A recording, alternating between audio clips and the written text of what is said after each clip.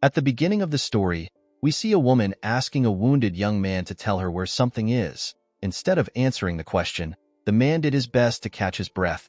The woman raised her sword and asked the man to answer her question. While staring at the woman, the young man wondered about how no one expected this woman, who is the direct bloodline disciple of the Sword Supreme, to be so powerful. No one expected that the young woman would be powerful enough to slaughter hundreds of demonic humans in one strike. The young woman is known as the Divine Blade. Her name is Siola. Siola is the one who killed the heavenly demon who had caused the Great Orthodox Demon War. The Divine Blade grabbed the young man and asked him to tell her where the rest of the demonic humans went to. Siola asked the man to help her if he has an inkling of guilt. While looking at the woman with eyes filled with sadness, the man told himself that he definitely knows the location she is searching for. Unfortunately, our protagonist could not speak because his vocal cords have been destroyed. Of course, the real reason he could not speak was because there was a spell on his heart that binds him from saying anything. As tears flowed from her eyes, Siola told the man that this is his last chance. She revealed to him that all her comrades want to kill him right now. She assured him that she will do everything she can to save him if he gives her an answer. While crying heavily, the Divine Blade begged the young man to give her an answer. Our protagonist could not understand why the Divine Blade was so passionate about finding the other demonic humans. He wondered if she is sad because of the hatred she has for the demonic humans she could not capture. The man quickly removed this idea from his head. He realized that Siola was sad because of Jang Seon-yun, who is also known as the Meteor Blade. Song-yun is the fiancé of Siola. He was kidnapped by demonic humans. The young man smiled when he gained this realization. He found it funny that the strongest person in the world is anxious about a single man. Siola was annoyed to see our boy smiling. She threw him to the ground out of anger. She told him that she would have killed him the first time they met if she knew that he will be so vile. The Divine Blade told our boy that she regrets a lot of things. Our boy was surprised to hear this. He could not believe that Siola would say such a thing to him. He remembered the first time he and Siola met. The girl offered him something at this time. Around this time, our protagonist was a grumpy young boy and Siola was an innocent young girl. Our boy began to wonder when things started going wrong for him. He was a traitor who stabbed countless people in the back and sided with the demonic humans. Our protagonist realized that karma is finally catching up to him.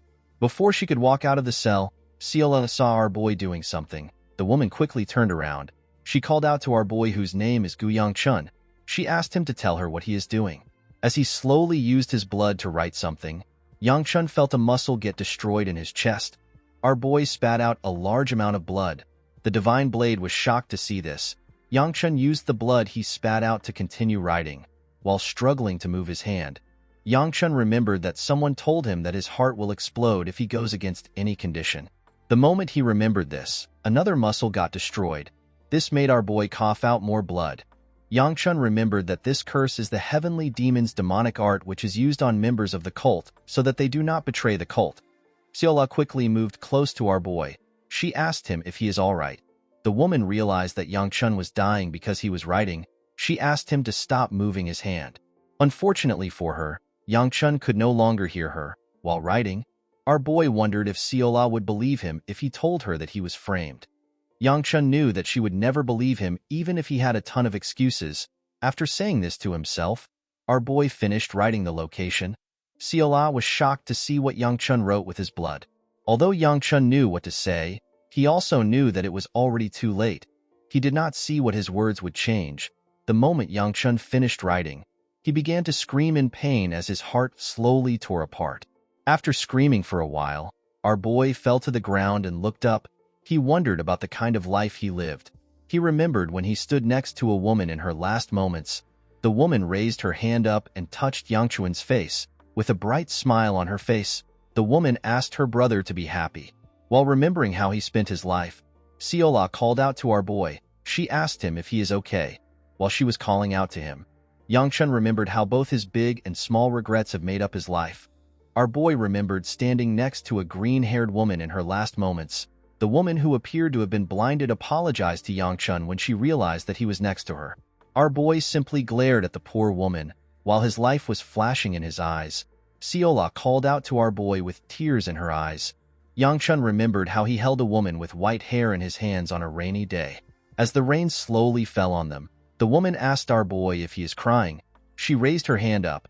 Yangchun assured her that he is not crying. He told her that it is just rainwater. The woman asked our boy if the moon has risen. Yangchun told her that it is still there. The woman told our boy that it is good that both him and the moon are next to her. The moment she said this, she dropped her hand and died. The moment he remembered this, Yangchun realized that his life was pathetic. He was born into the Shangshigu clan. It is a renowned clan of the Orthodox faction. Yangchun lived as an Orthodox martial artist before betraying the Orthodox faction and turning to the demonic side. The demonic cult lost the Great Orthodox Demon War, and Yangchun was tortured as a prisoner of war before he died. After he saw how his life played out, our boy closed his eyes and died. In the next scene, we see a younger Seola offering Yangchun a potato with a smile on her face. Our boy was shocked to see this. He could not believe that he had returned back to the time when he first met Seola. Yangchun could not comprehend what was happening. He was certain that he died after his heart exploded because he violated the heavenly demon's rule. Our boy was certain that his life ended in Seola's hands. When Yangchun placed his hand on his chest, he noticed that his heart was beating normally as if nothing happened. Due to how small he was and the environment he was in, our boy was able to deduce that he was in his younger self. Yangchun wondered if he was dreaming. Although he felt like he was dreaming, our boy could not understand why he would dream about the day he first met Seola. While looking at the potato she was holding, our boy remembered that he said something to the girl when she offered it to him in his past life. In the past, Yangchun knocked the potato out of Seola's hand. The girl was shocked to see this. He used his leg to squash the potato. With a horrifying look on his face, our boy called the girl a peasant and asked her to know her place.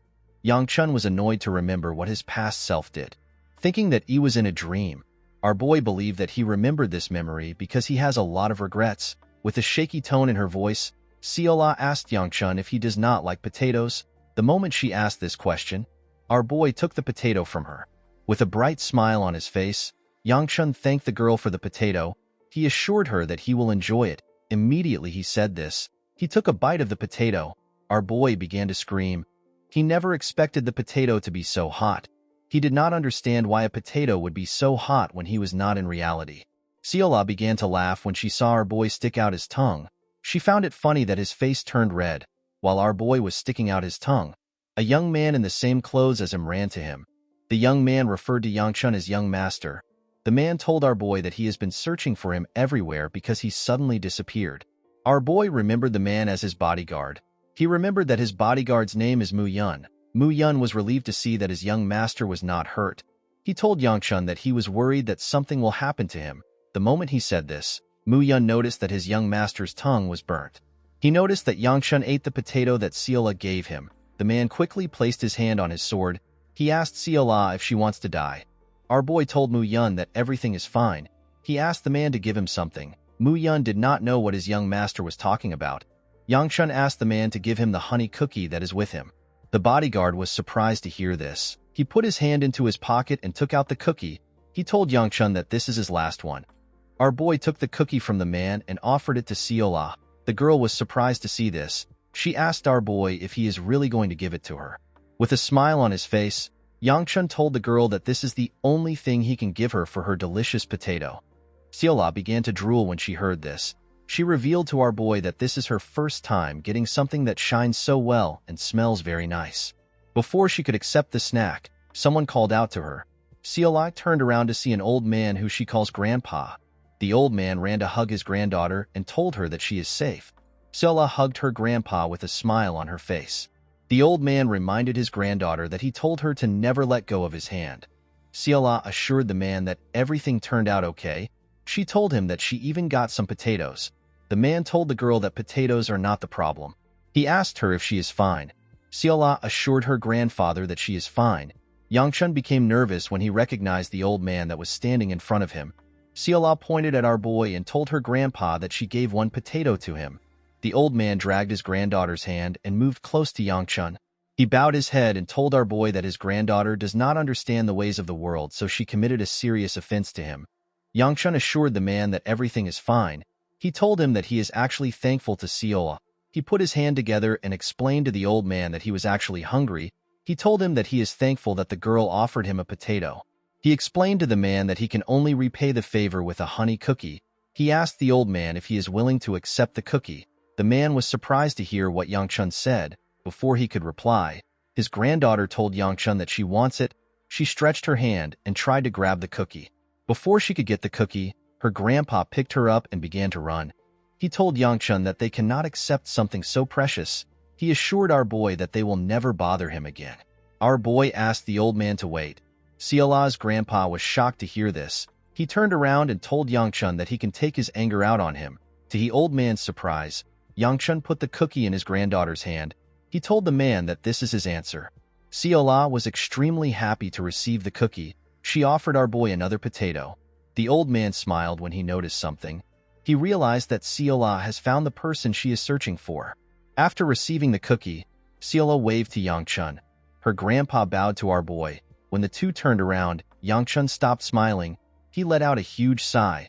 Mu Yun was surprised to see this. He asked his young master if he is feeling sick. The reason why our boy was nervous was because Siola's grandpa was the person who held the position of the Murim Alliance leader until a while ago. He is also one of the three Supremes. They are hailed as the strongest people in the Murim. They spread fear and terror amongst the unorthodox martial artists. The old man is known as Hyagun. He is also called the Sword Supreme. While watching Hyagun scold his granddaughter from afar, Yangchun wondered about why the old man came to his town. He could not believe that he was almost killed in a dream.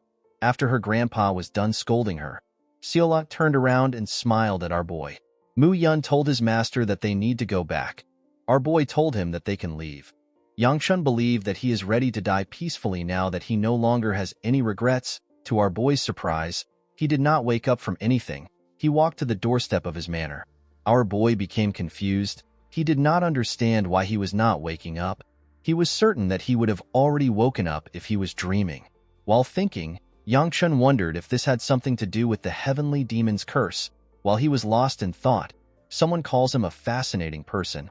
Our boy immediately recognized this voice. He saw a young girl in front of him when he raised his head up. The girl walked up to him and told him that it is interesting that he has the guts to come to a place the clan head is coming to. Yangchun remembered the girl as Gu Yanxiu.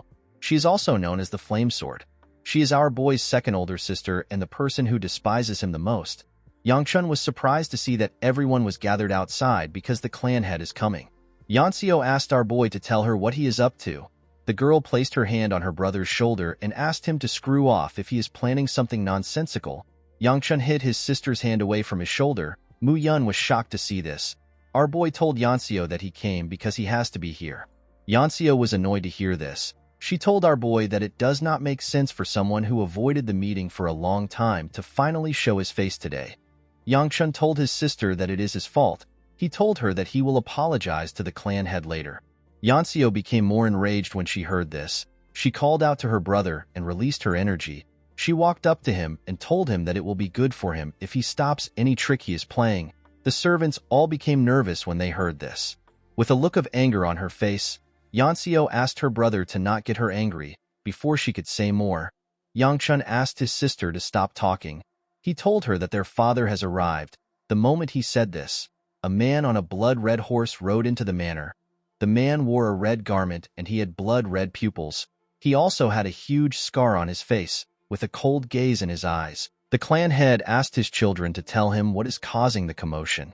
Everyone in the clan bowed their heads when they saw the clan head. The man stared at his son. He seemed to be a bit surprised to see Yangchun. Our boy raised his head when he noticed that his father was staring at him. The man stopped staring at his son and called a minister. He came down from his horse and asked the minister if he has prepared a sword unit. The minister informed the patriarch that the first sword unit has been resting after they returned. He told the clan head that the fourth sword unit is currently waiting. As he walked forward with the servants, the patriarch ordered the minister to inform the fourth sword unit to finish their preparations. He told the man to tell them to meet him once they are done. Yangchun was nervous when he saw his father's gaze. Although he did not know if he was in a dream, our boy still did not like his father's gaze at all. Before he walked away, the patriarch turned around and asked Yangchun to come to his room once they are done with their meal. Yangchun and his sister were shocked to hear this. Our boy did not understand what was happening. In the next scene, we see Yangchun and his sister eating with their father in a huge dining hall. Our boy was surprised to see that his family still had the same awkward atmosphere in the dining hall. The atmosphere was awkward to the point where Yang Chun could not tell if he is eating through his lips or his nose. Our boy began to hope that someone would talk in order to do something about the vibe. The patriarch referred to Yanxio as second child and told her that he heard she made an accomplishment in martial arts. With a bright smile on her face, Yanxio explained to her father that she has gotten a small enlightenment. She revealed to him that she reached 3-star a few days ago.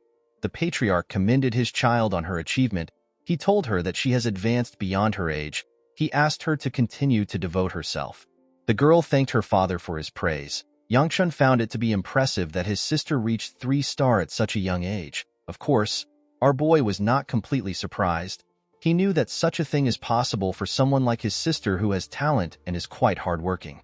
Yangchun told himself that his sister looks good when she smiles. The moment he said this, Yanxio frowned her face when she saw him looking at her. Before our boy could take another bite of his food, his father called out to him. He asked him if he went to the streets today.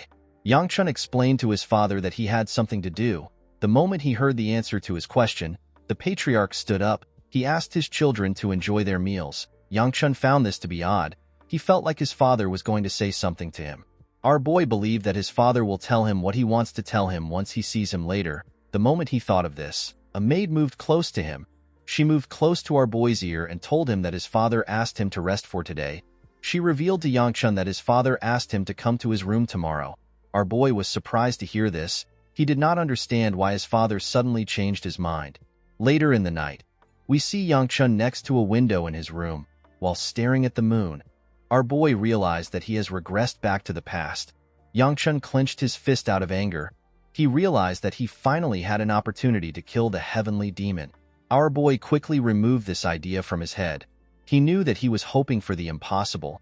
He did not know how he was supposed to kill the person that killed the 3 supremes who were said to be above the heavens. When he thought about his life as a demonic human that served the heavenly demon just so he could survive, our boy was annoyed. He lived his life with so many regrets. Although he did not like his regret-filled past life, our boy was still able to learn many things. Yangchun decided to live a new life now that he has been reborn. He did not see a reason to stress himself since the heavenly demon will later be killed by Siola and the demonic cult will eventually disappear as well. Our boy decided to live a quiet life with his new chance. With a serious look on his face, Yangchun assured himself that he will not repeat the same mistakes he made in his past life.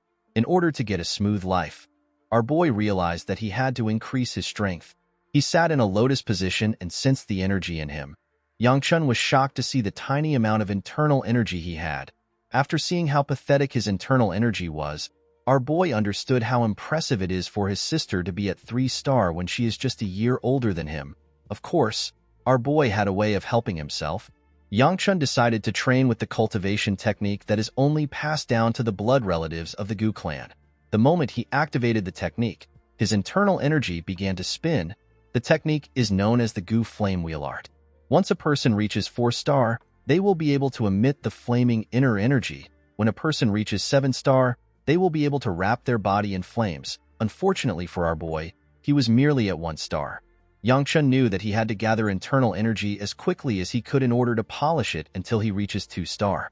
In order to live a smooth life, Yangchun assured himself that he will not borrow the power of demonic humans. He decided to focus on increasing his own power. After circulating his internal energy for a while, our boy began to feel exhausted. He grit his teeth and let go of his energy. While breathing heavily, Yangchun fell on his bed. He stopped circulating his energy because he might die if he pushes his body too hard. Our boy knew that his current body could not easily handle internal energy. He was certain that he will suffer from energy deviation if he continues to push himself. While breathing heavily, Yangchun began to laugh. Our boy was happy to see that he got some result from his energy circulation. His internal energy had now increased, and he had reached the early stage of 2-star. While looking at his hand, Yangchun assured himself that he will take things step by step. He wanted to improve in a way that isn't slow but still different from his past life. He assured himself that he will not make stupid mistakes that will negatively affect his upcoming future. The next day, Yangchun woke up tired. Our boy was surprised to see that his entire body was still in pain from the training he did yesterday. While wearing his clothes, Yangchun told himself that it is his fault that he did not train until now. Yangchun decided to go to his father's room later. He decided to use his time to train now. The moment our boy opened his door, he saw something shocking. Yangchun saw Seola at his doorstep. The girl greeted our boy with a smile on her face. In this world, a crack suddenly appeared in the sky. A man on the road was surprised to see the crack. The man's friend asked him to tell him why he is looking up. The man asked his friend if a star has always been in that part of the sky. While looking at the crack, the man saw a huge eye inside it. The man was horrified to see this. Unfortunately for the man, monsters tore through the empty space before he could react. The cracks are known as the gates of the demon realm. Each sect created a group that could fight against these monsters. These groups are known as sword units. Every sect has a sword unit. The Gu family had 5 sword units. Our boy's eldest sister, whose name is Gu Weibai, is the commander of the 5th sword unit. Yangchun spent half of his life under his harsh sister's command. It was during his time with his sister that he formally met Seola. Yangchun was certain that he was supposed to meet Seola half a year later after the potato incident. Our boy could not comprehend why the girl was currently at his doorstep. He decided to go back into his room. He believed that he was seeing things because he slept so late last night. Seola held his clothes before he could go back in. She asked him to wait. She greeted our boy and decided to formally introduce herself. Before she could speak, someone hits her hand. The person turns out to be Hyagun. The old man reminded his granddaughter that she cannot treat Yangchun like that. Our boy was shocked to hear what the Sword Supreme said. Hyagun asked Seola to apologize to our boy. The girl bowed her head and apologized to Yangchun. Our boy did not understand what was happening. Hyagun bowed his head to him and introduced himself as Waimun. He explained to Yangchun that he will be serving him starting from today thanks to his father. He assured our boy that he will move his weak body to serve him well.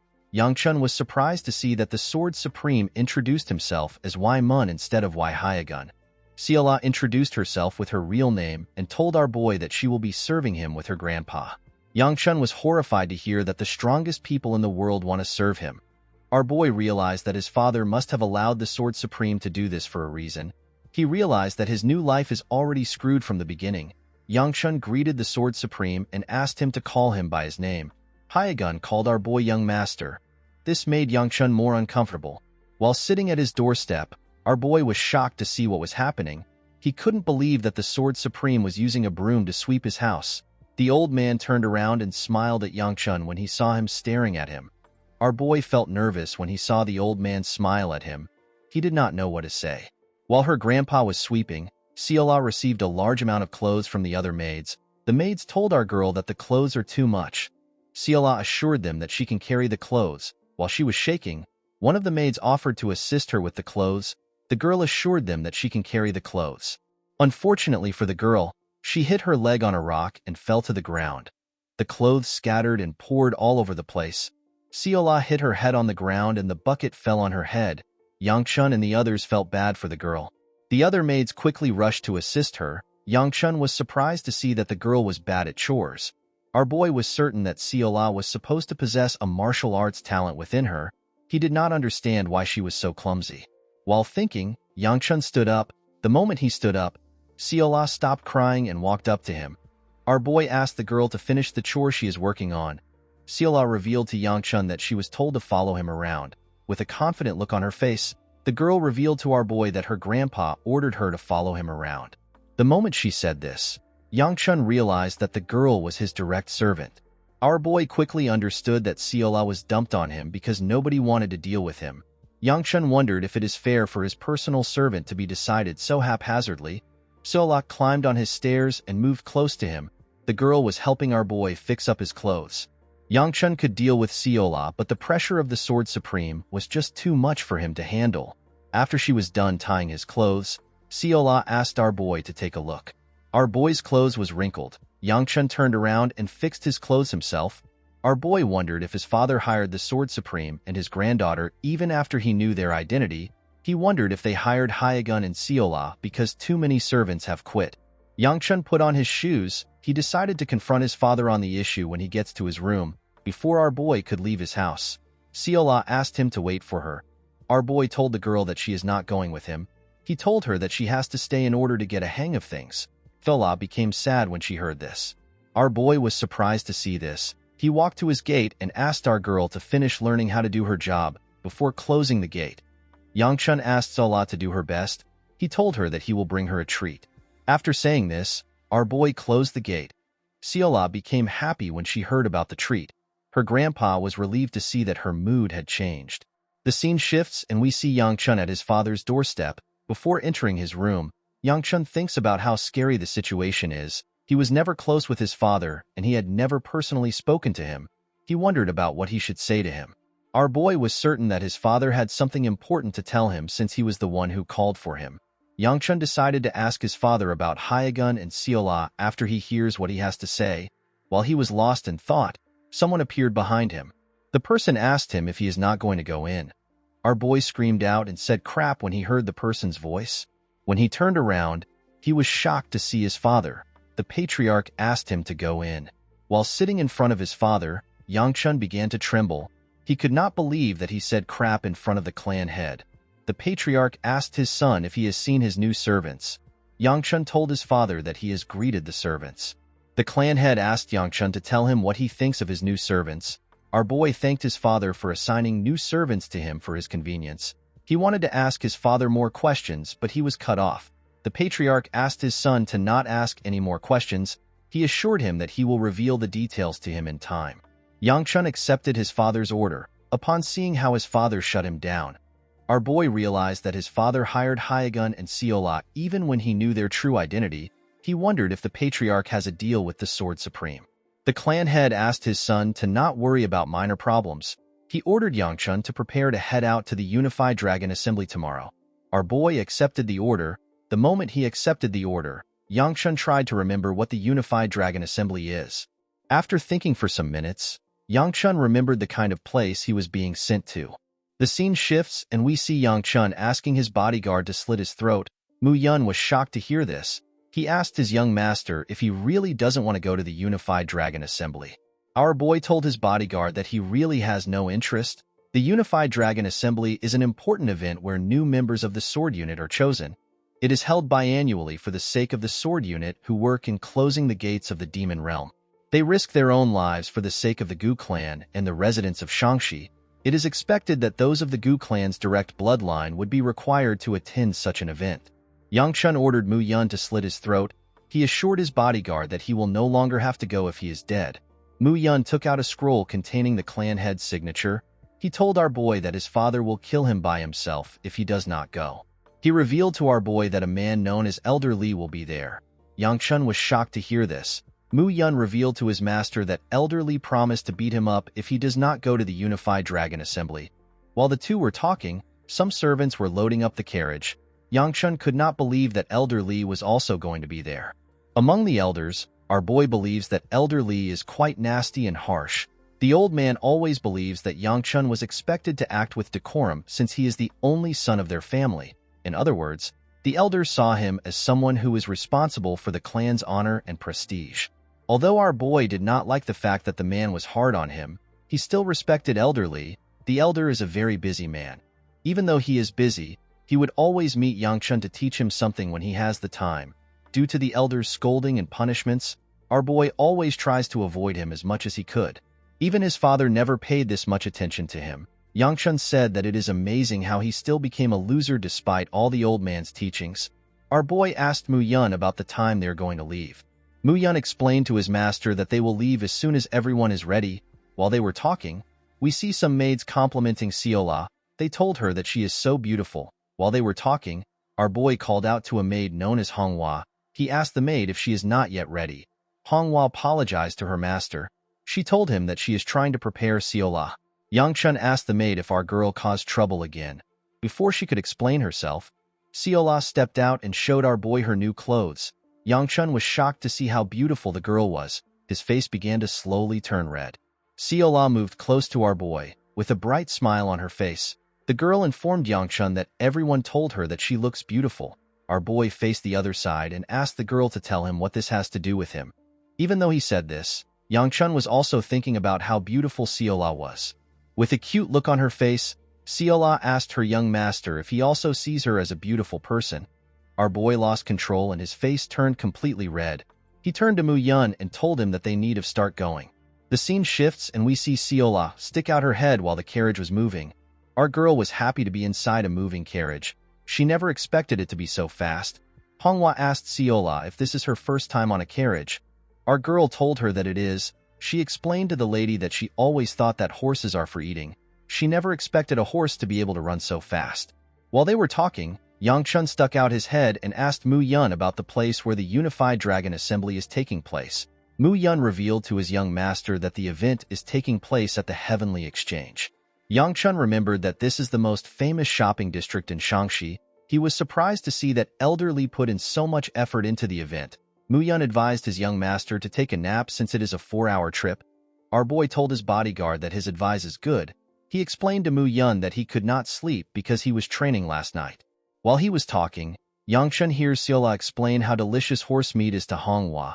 Our boy was annoyed to see that the girl was so loud. He put something in her mouth and asked her to shut up. When she checked what our boy put in her mouth, Seola was surprised to see a sweet. She sat down and began to lick the sweet. After giving the girl the sweet, Yangchun decided to get some rest. In the next scene, we see Seola wake up our boy to ask him for more sweets. The girl soon realized that Yangchun no longer had any sweets. Manhwa asked our girl if she has told our boy that they have arrived at their destination.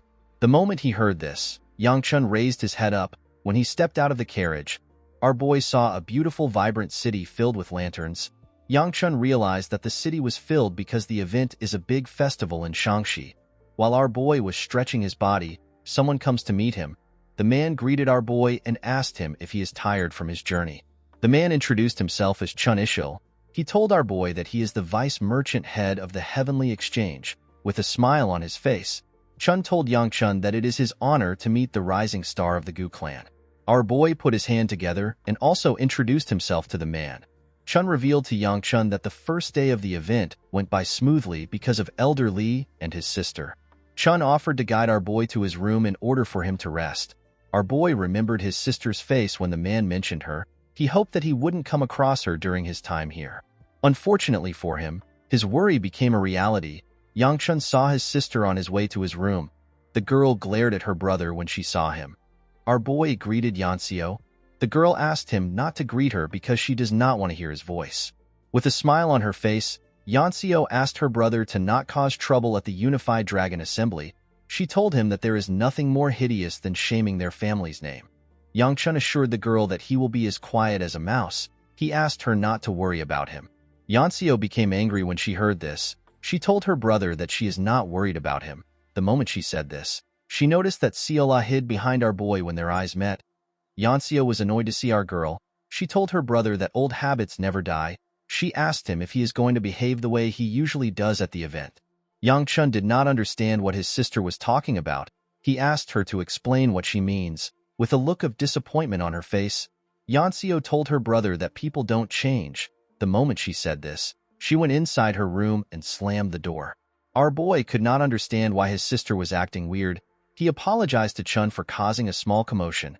The man assured Yangchun that it is fine. He told our boy that it is normal for siblings to fight. Our boy told the man that he wants to stop somewhere before he goes into his room. The scene shifts and we are taken to a large arena. Seola was shocked to see how large the arena was. She told our boy that she has never seen such a large building. Yangchun had heard that merchants measure each other's financial power through how much money they put into festivals. Our boy never expected the Heavenly Exchange to spend so much money on one festival. The event that took place today was to celebrate the sword unit and their incredible efforts. The duels will be held to pick new sword unit members tomorrow. Yangchun was happy to see that those of the Gu clan's bloodline do not have to participate in the event. All he has to do is to watch the duels. Our boy assured himself that nothing will happen because all he has to do is watch. The moment he said this, we see a huge man standing behind him. The man was also wearing the same red clothes as Yangchun. The huge man told our boy that he is surprised to see that he did not run away. Yangchun was shocked to hear the man's voice. He quickly turned around. The man stretched out his hand. Yangchun was terrified to see the man's hand coming towards him. He realized that he needed to block the attack. To Yangchun's surprise, the huge man simply pat him on the head. With a smile on his face, the huge man asked our boy to tell him why he is scared. He pat Yangchun's head and asked him to tell him why he did not run away when he saw him. Yangchun reminded the man that he promised to fold him in half if he did not come to Shaanxi. The old man was surprised to hear this. He asked our boy to tell him who said such a thing. Yangchun told him that it was the second elder.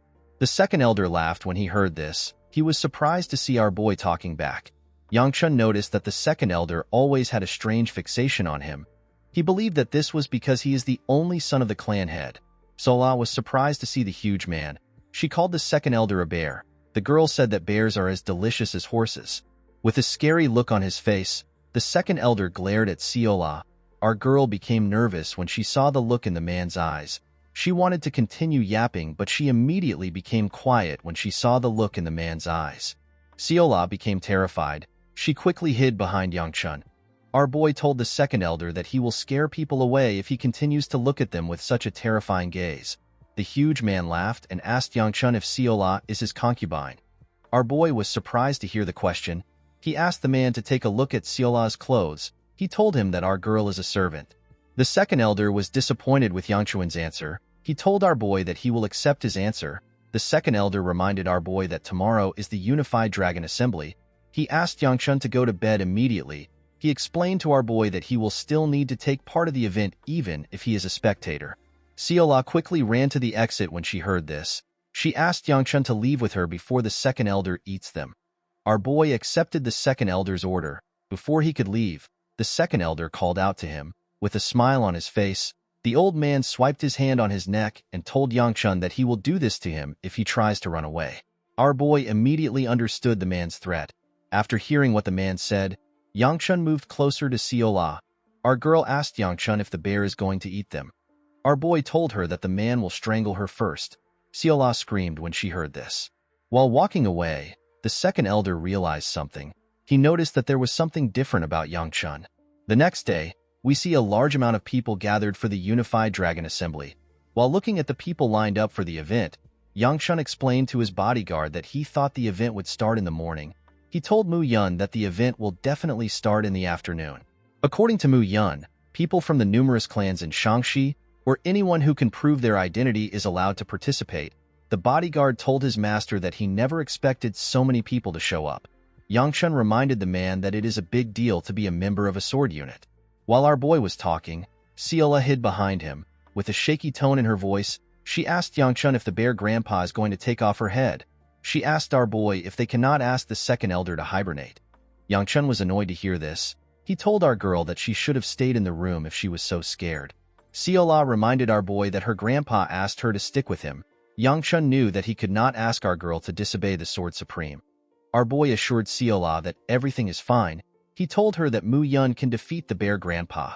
Siola was happy to hear this. Mu Yun asked his master to tell him who bear grandpa is. Our boy revealed to the man that Siola is talking about the second elder. Mu Yun told our boy that it is impossible for him to lay a finger on the second elder. He asked his master to address the second elder more respectfully. Our boy decided to tease Siola. He told her that Mu Yun can't defeat the bear, so they need to give him her head. Siola was shocked to hear this. With a shaky tone in her voice, she told our boy that she is all right if everyone will be happy with her head. Yangchun told Siola that he is simply joking. While drooling heavily, our girl pointed at a food cart. She told our boy that her grandpa said that ghosts who die with a full stomach look prettier. Siola assured Yangchun that ghosts who die eating dumplings look quite beautiful. Yangchun realized that our girl wanted him to get her some dumplings. While our girl was ordering for dumplings, Mu Yun told him that he treats Siola well. With a nervous look on his face, Yangchun asked his bodyguard if he did not see our girl begging him to buy her some dumplings. Truthfully, Yangchun did not know how to treat Siola. This is because he had met her several times in his past life. Our boy told his bodyguard that Siola does not fully understand what it takes to be a servant. With a smile on his face, Mu Yun told his master that he still bought our girl the dumplings despite her being his servant. Yangchun did not know how to explain this. Mu Yun was proud of his young master. He told our boy that he is different from the rumors. The man explained to Yangchun that he made a stupid mistake by believing in rumors. He told our boy that he has many lessons to learn. Yangchun told the man that he is reading too much into mere dumplings. The moment he said this, our boy realized that Mu Yun mentioned something about rumors. He asked his bodyguard to tell him when he started working with him. Mu Yun revealed to Yangchun that he started working 2 weeks ago. Our boy realized that Mu Yun was assigned to him right before he regressed. This is why he is able to hear about some rumors. While Yangchun was thinking, someone shouts at her mistress. Our boy was shocked to hear the loud sound. The person told her mistress that she shouldn't wander around in such a dangerous place. The girl told the woman that she worries excessively. The girl told her bodyguard that nothing can happen in a place where the Unified Dragon Assembly is taking place. This is because there are so many members of the Gu clan in the city. While looking at her from behind, Yangchun recognized the girl's voice. He hoped that it wasn't the person he was thinking about. The bodyguard informed her master that she is worried that she might run into the heir of the Gu clan. Our boy was shocked to hear the bodyguard talk about him. He told himself that the woman is talking about someone else. He told himself that there are several men in the Gu clan. The girl told her bodyguard that this will not happen. She explained to the bodyguard that she cannot meet the heir because there are so many people around. Yangchun was shocked to hear what the girl said. The sentence felt ominous to him. The moment our boy thought of this, the girl in black clothes turned around and saw him. The girl was shocked to see Yangchun. Our boy and Mu Yun also felt nervous when they saw the girl. The girl did not know what to say. The bodyguard moved close to his master and whispered to him. He told Yangchun that the expression of the girl and her guard looks as if they have just seen something horrendous. He asked our boy if he knows the girl. Yangchun could never forget the young lady in front of him. He remembered her hair which falls to her shoulder and her black beady eyes. Our boy remembered the ring on her hand. The ring contains a symbol that appears when examined up close. Yangchun already knew the significance of the ring. It is something that comes from the Hebei Peng clan. Our boy remembered the young lady as his former fiancée. Yangchun's marriage was arranged with the Hebei clan. It is one of the 4 largest clans. The marriage was arranged for a simple reason. The Gu clan is as prestigious as any of the 4 clans, and they have a child around the same age as the daughter of the Hebei Peng clan. Yangchun was bound to be the heir if nothing happened. The Peng clan believed that an arranged marriage with the Gu clan will be beneficial. The issue of the marriage lies in the trouble which our boy caused when he was younger. There were so many bad rumors about him. He was a person who used to ditch training to cause trouble. The rumors did not sound favorable to the Peng clan. Of course, what really shattered the marriage were the things Yangchun said to the girl.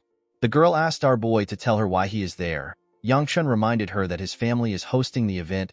He asked her to tell him why she came. The girl told our boy that she has some business to attend to. She told Yangchun that his family doesn't own the entirety of Shangxi. She told him that she does not need to report her movements to him. Yangchun told her that he does not care. The girl was annoyed to hear this. She reminded our boy that she is still a year older than him. Yangchun apologized to her. He told her that he forgot. While they were talking, our boy saw Ciola walking away. He asked her to follow him if she has bought the dumplings. While holding a large amount of dumplings, Ciola carefully moved behind Yangchun. Our boy asked the girl to have a good stay. He and his bodyguard walked past the girl. Our boy told her that he is quite busy. He told her that he will see her later. The girl was surprised to hear this. She quickly turned around. She wanted to say something to Yangchun, but she decided not to talk.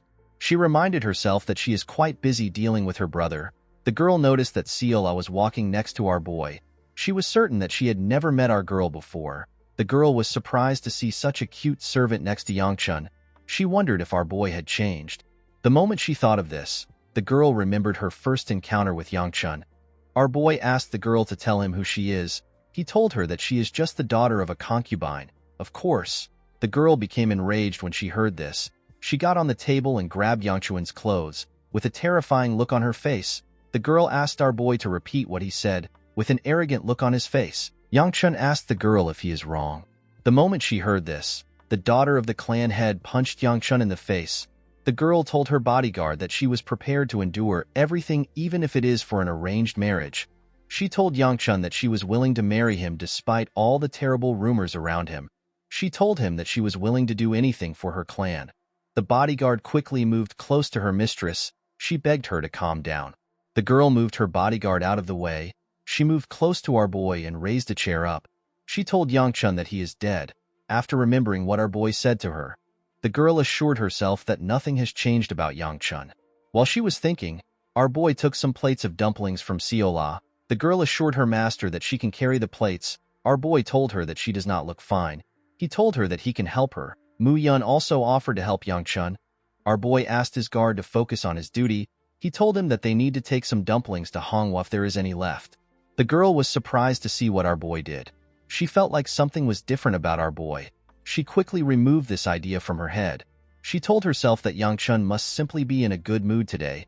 She assured herself that it is impossible for the crazy bastard to grow up. While looking at our boy, the girl told herself that there might be a small chance that our boy can change. Before Yangchun and his bodyguard could enter the building, they hear someone yell at another person. Our boy and his group quickly turn to the side. Yangchun was annoyed to see that several people are scaring him today. Mu Yun asked his young master if he is alright. Our boy assured his bodyguard that he is fine. Siola asked her master if the dumplings are safe. Our boy asked her to shut up. The person who was yelled at told the man in front of him that his problem won't be resolved by shouting. He asked the man to calm down. The man slammed his hand on the table and explained to the man that he does not have a lot of time. He asked the attendant if he will be responsible if he gets caught. With a serious look on his face, the attendant asked the man to explain what he means by getting caught. The young man became nervous when he heard this.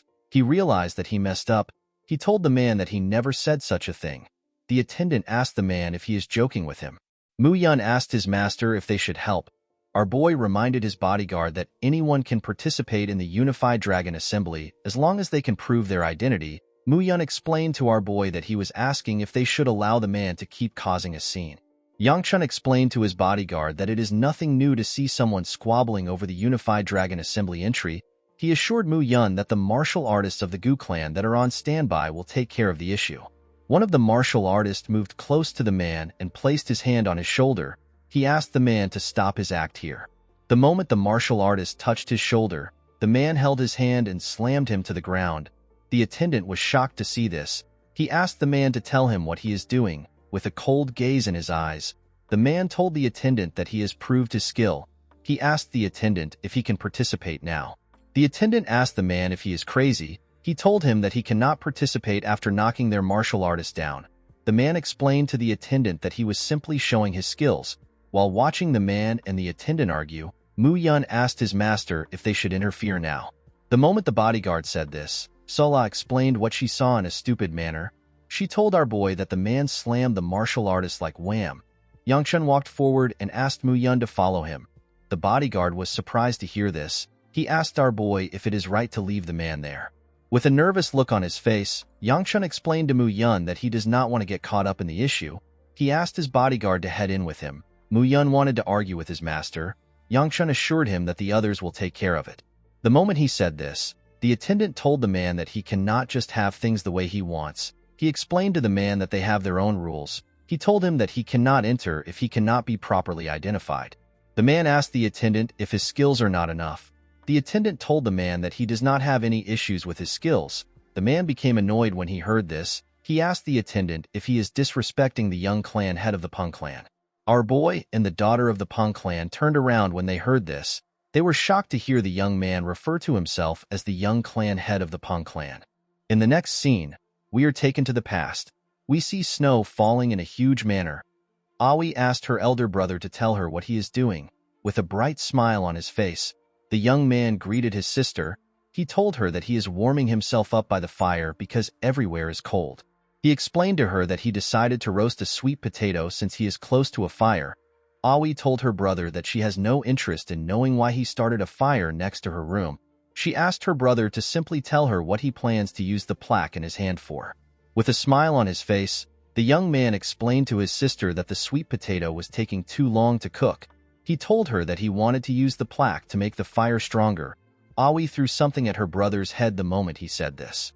The man was shocked to see this. He reminded her that she is hitting her elder brother. Aoi told him that he deserved to be hit. She asked him if he doesn't know what he is currently holding in his hand. The man told his sister that he is holding a firewood. Aoi reminded her brother that the plaque of the Peng clan was given to him by the clan head himself. It was given to the man as a reward for graduating as the top student from the Divine Dragon Academy and for becoming the youngest successor in history. Aoi told her brother that he knows what he can do with the plaque. The man revealed to his sister that he wants to use it to make the fire stronger. Aoi grabbed the potato from her brother and tried to hit him with it. The man quickly covered his head. The girl decided to not do anything. She told her brother that he needs to act more like a successor. The man laughed when he heard the word successor. Aoi was surprised to see the look on her brother's face. She revealed to her brother that she cannot tell what he is thinking sometimes. She reminded her brother that he has all the skills and talent despite being young, and he has been chosen to be the successor. Aoi told her brother that he looks so dissatisfied even after having several accomplishments. With a bright smile on his face, The man told his sister that he is not dissatisfied. He looked up and revealed to his sister that he simply wants to leave the manor. While blowing on a potato, Aoi informed her brother that he can simply leave and come back later. The man was surprised to hear this idea. In the next scene, we see Aoi reading a letter from her brother. The idiot told her that he is going to go out for a bit. Aoi squeezed the paper out of anger. She could not believe her piece of shit brother called 4 month a little time. While she was holding the paper, her bodyguard informed her that the beggar sect has found her brother.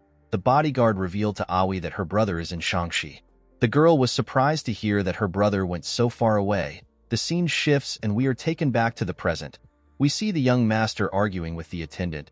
He told the attendant that he has shown him everything that he can.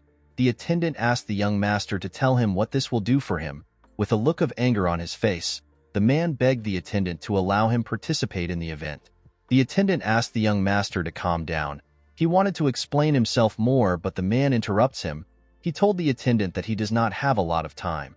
He asked the attendant if he has to show him the Dark Knight blade before he can believe him. Mu Yun told his master that the man just mentioned the Dark Knight blade. Yangshun told his bodyguard that the technique is exclusive to the direct bloodline of the Peng clan.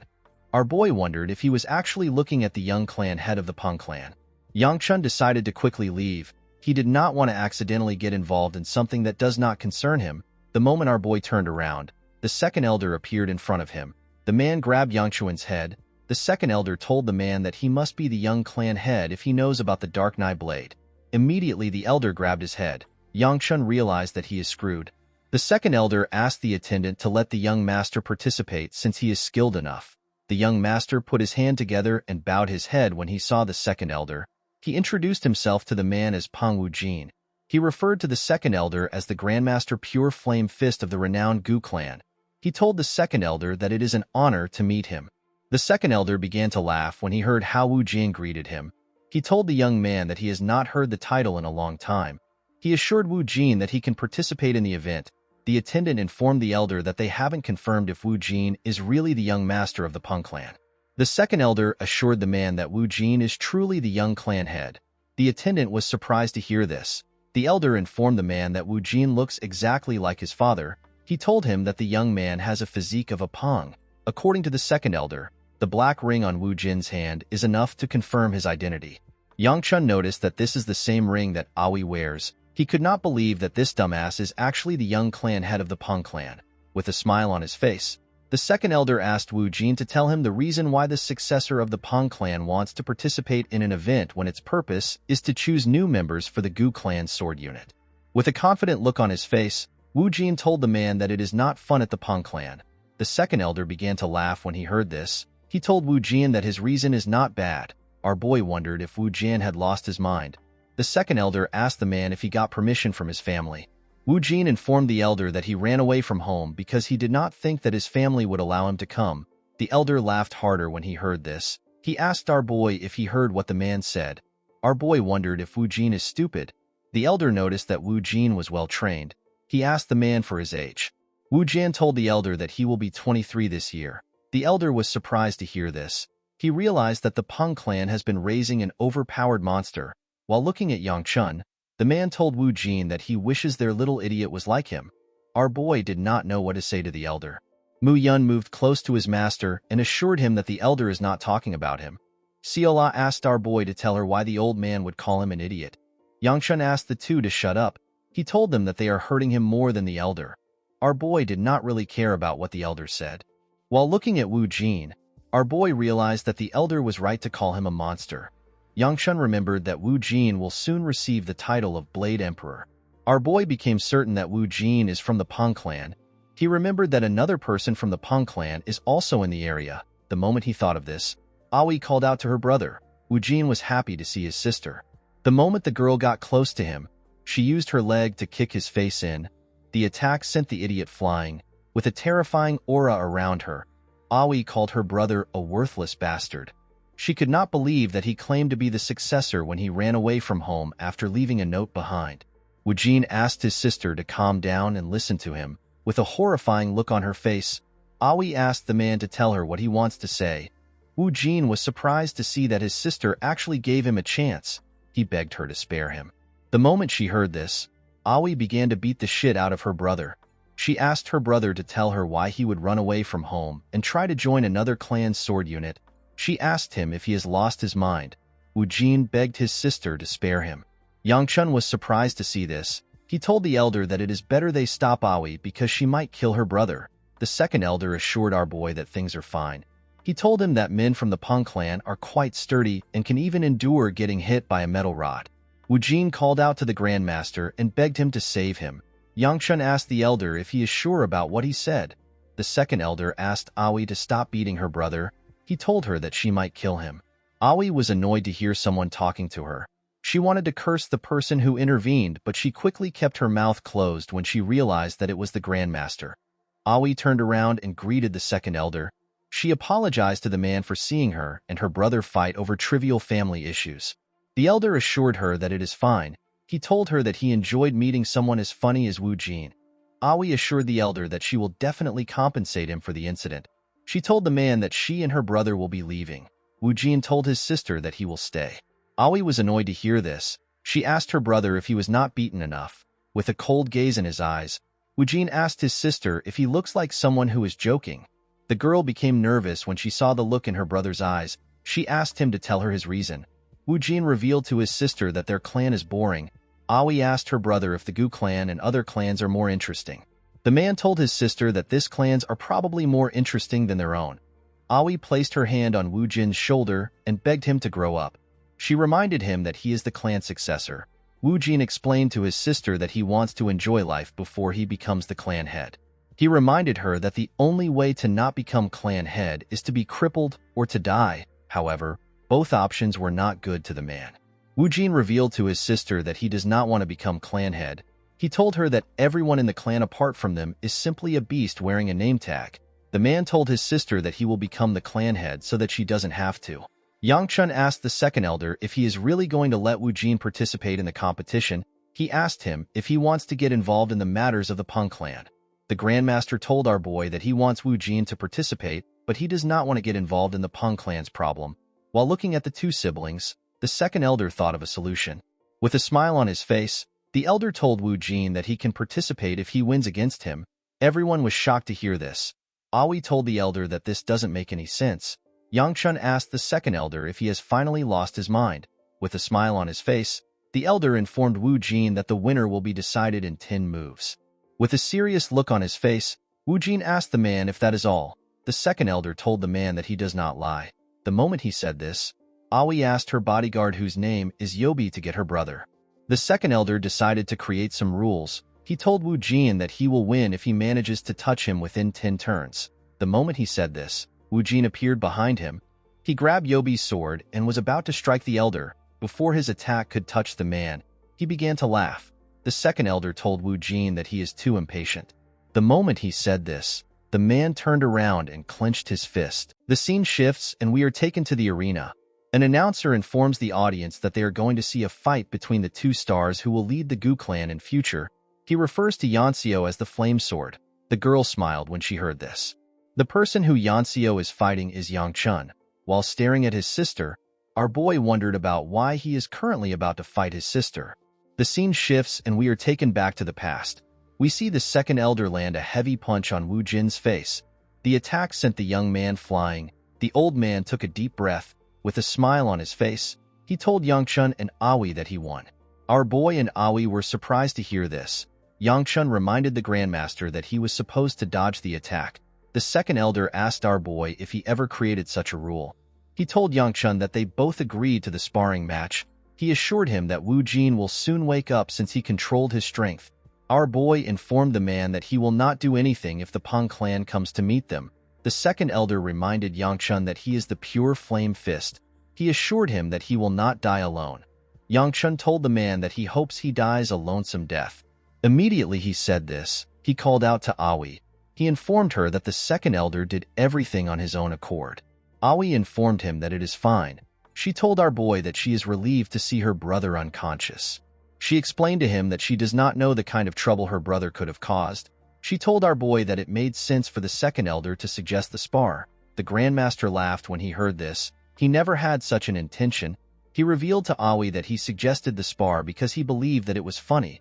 Yangchun could not believe that a man like this became an elder in their clan. While our boy was thinking, Seola tapped him. Yangchun told her that they can leave now. To his surprise, Seola was impressed by the elder. She told our boy that the bear grandpa was so cool. She even tried to describe how he fought. Yangchun was surprised to hear this.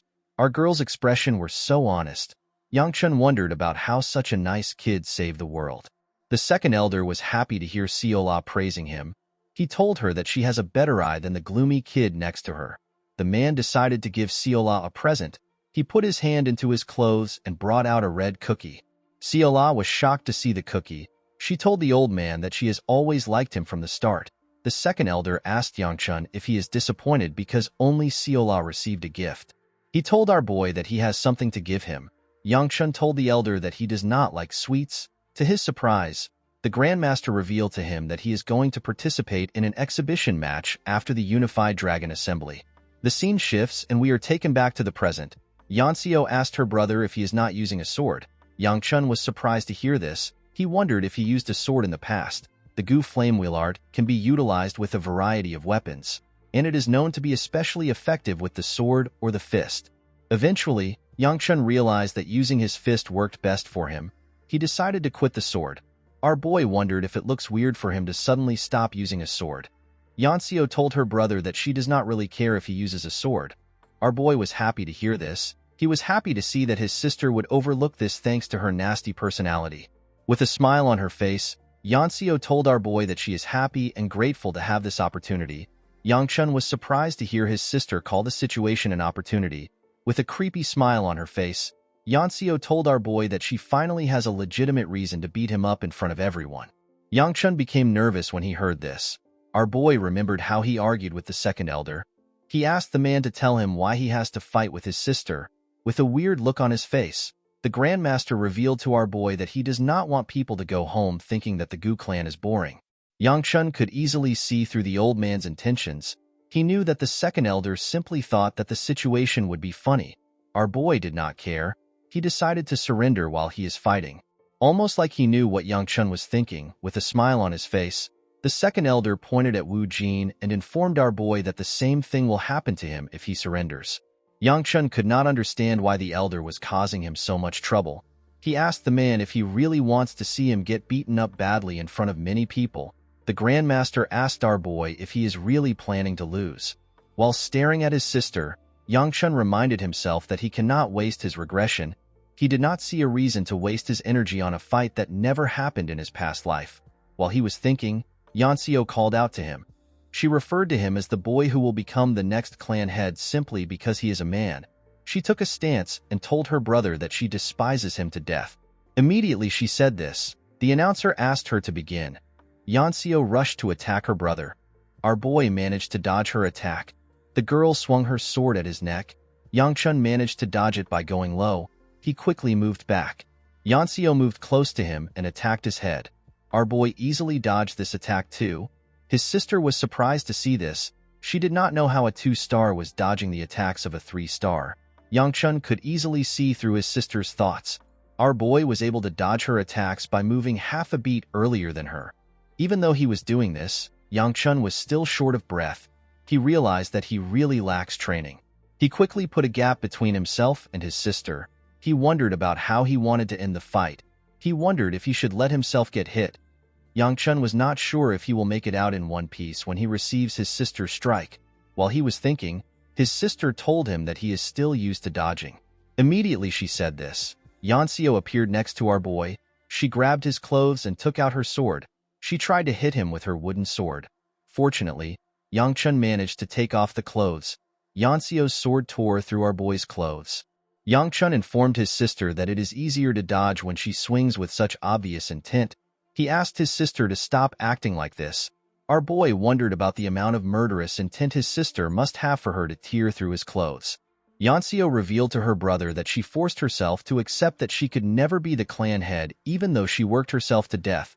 The girl could not comprehend why someone like her brother who has been wasting his life like a scum gets to become the clan head because he is a man. She asked Yangchun if he can understand her pain.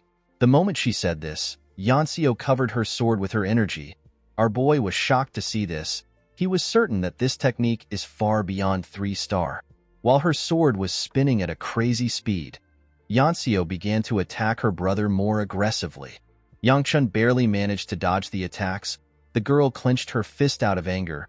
She told her brother that he always runs away. Immediately she said this, she tried to punch our boy.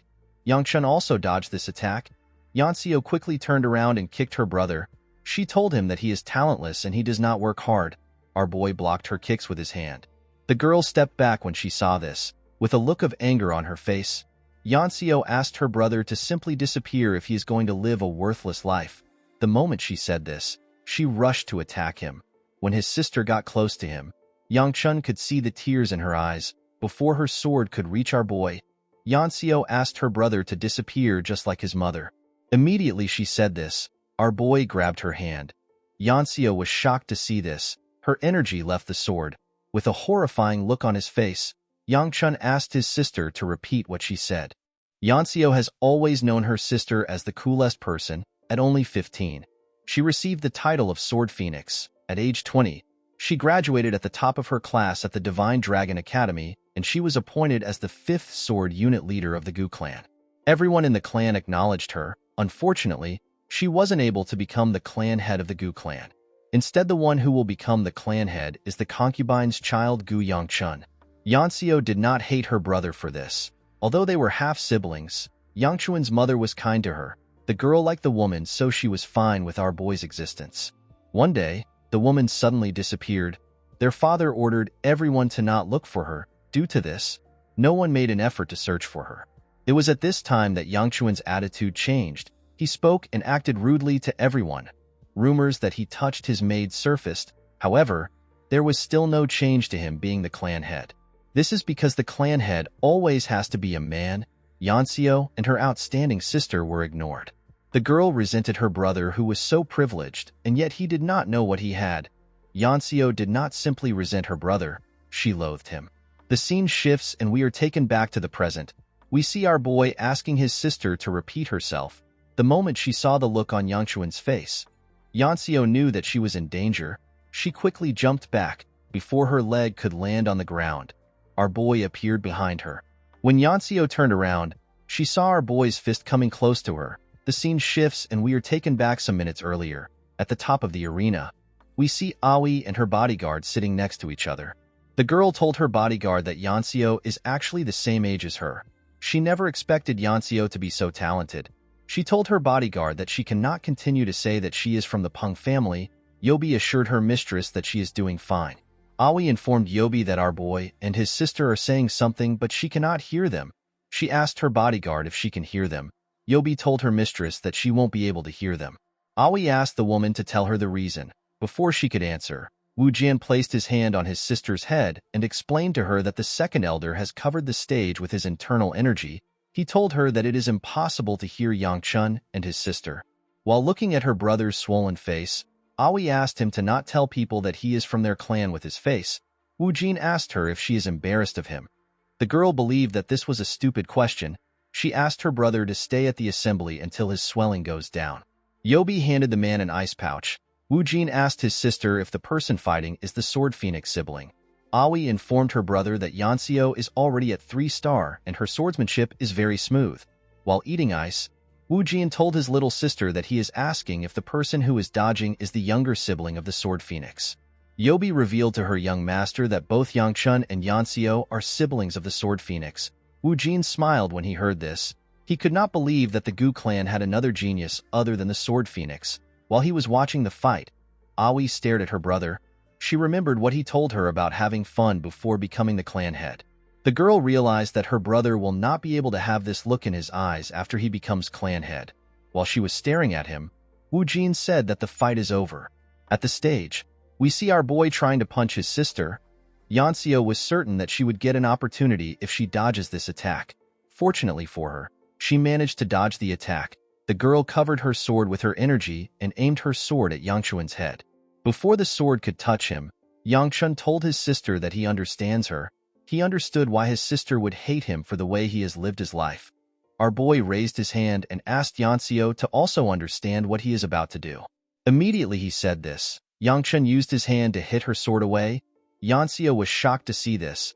Our boy covered his hand with his energy and used it to hit her on the head. The girl lost consciousness and fell to the ground. Immediately, she fell to the ground. The announcer said that our boy has won the match. In the next scene, we see Yangchun sitting on a table at the gate of the arena. Our boy wondered about what he just did. He never planned to win.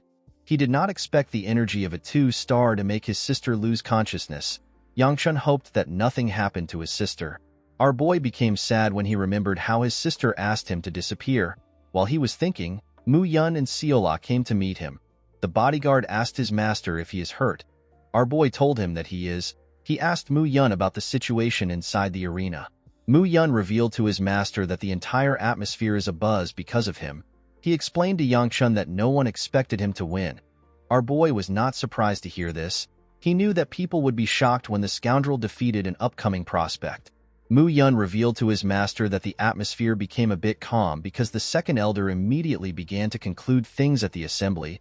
Yangchun was relieved to hear this. He told his bodyguard that they need to leave before the second elder bumps into them, before our boy could take a step.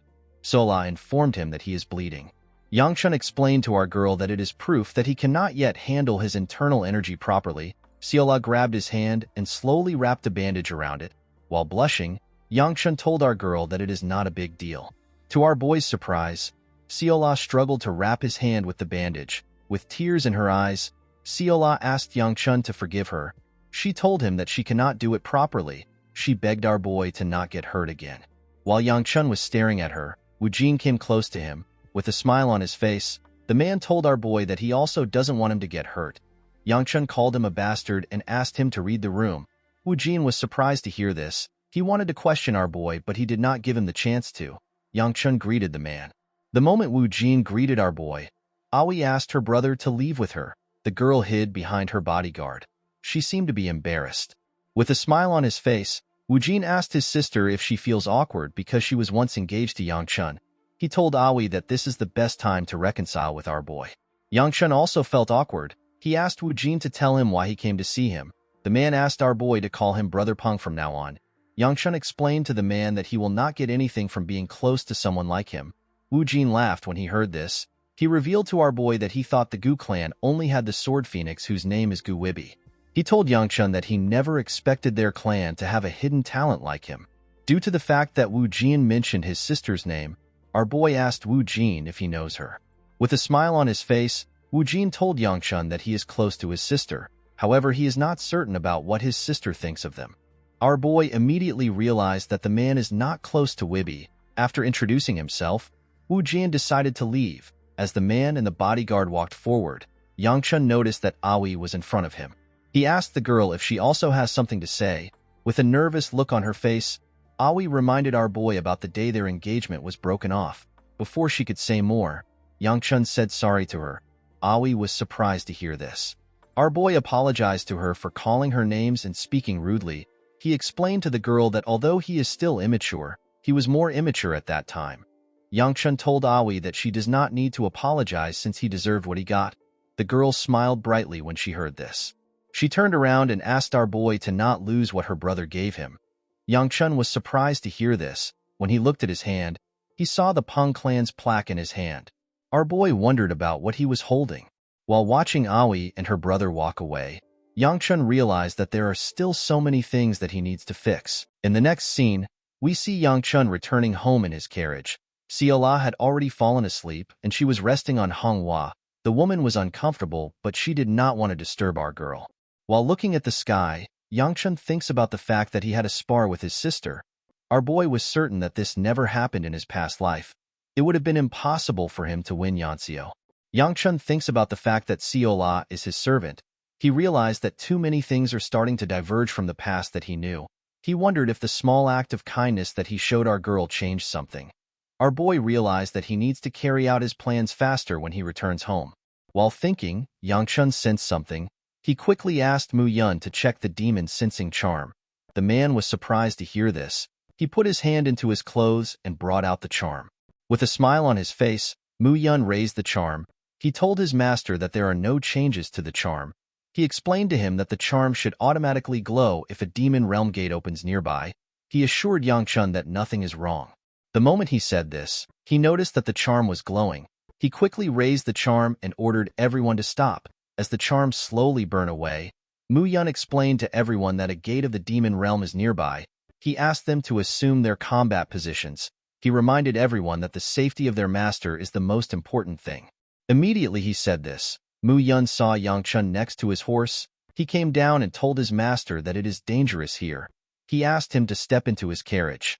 Yang Chun assured him that he will listen to his complaints later. He asked him to look in front of him for now. The moment he raised his head up, Mu Yun saw a portal in front of him. The portal was green. The portal widened and monsters jumped out of it. The monsters were wolves with horns. A green portal represents the lowest levels of danger. Yang Chun covered his hand with his energy. Although the situation was a bit tricky, Yang Chun was certain that he could manage. He used his hand to hit a monster that came close to him on its head. Immediately he did this. He put his hand into the monster and pulled out a stone. These stones are the universally known weaknesses of the monsters. They are like hearts for monsters. Once they are extracted, the monsters will instantly die.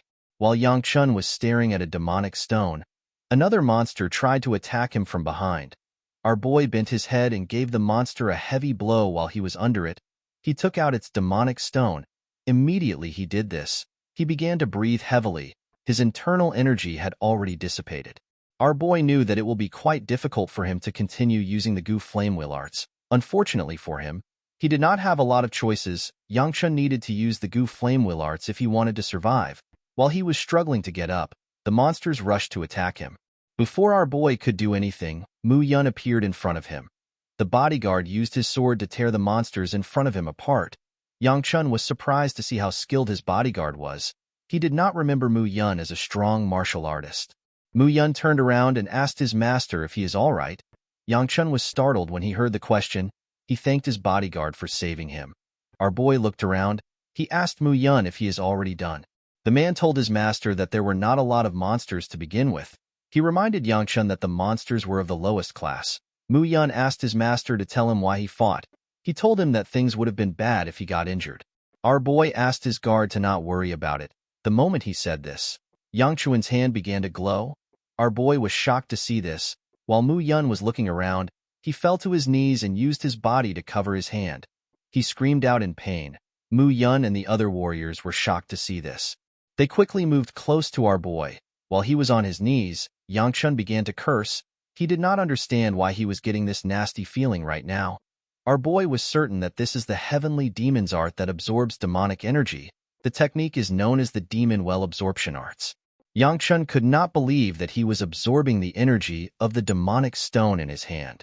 The scene shifts and we are taken to the past. We see an injured man in white clothing. The man was on his knees. He looked around him and saw his fellow comrades on the floor. His sect was burning in purple flames. The man screamed at the person in front of him. He asked the person to tell him what his sect did to him. He asked the person to tell him why he is punishing them. The person the man was talking to was Yang Chun. Our boy asked the man who he calls the blossom-splitting blade if this are his last words. Before the man could reply, someone head rolled next to him.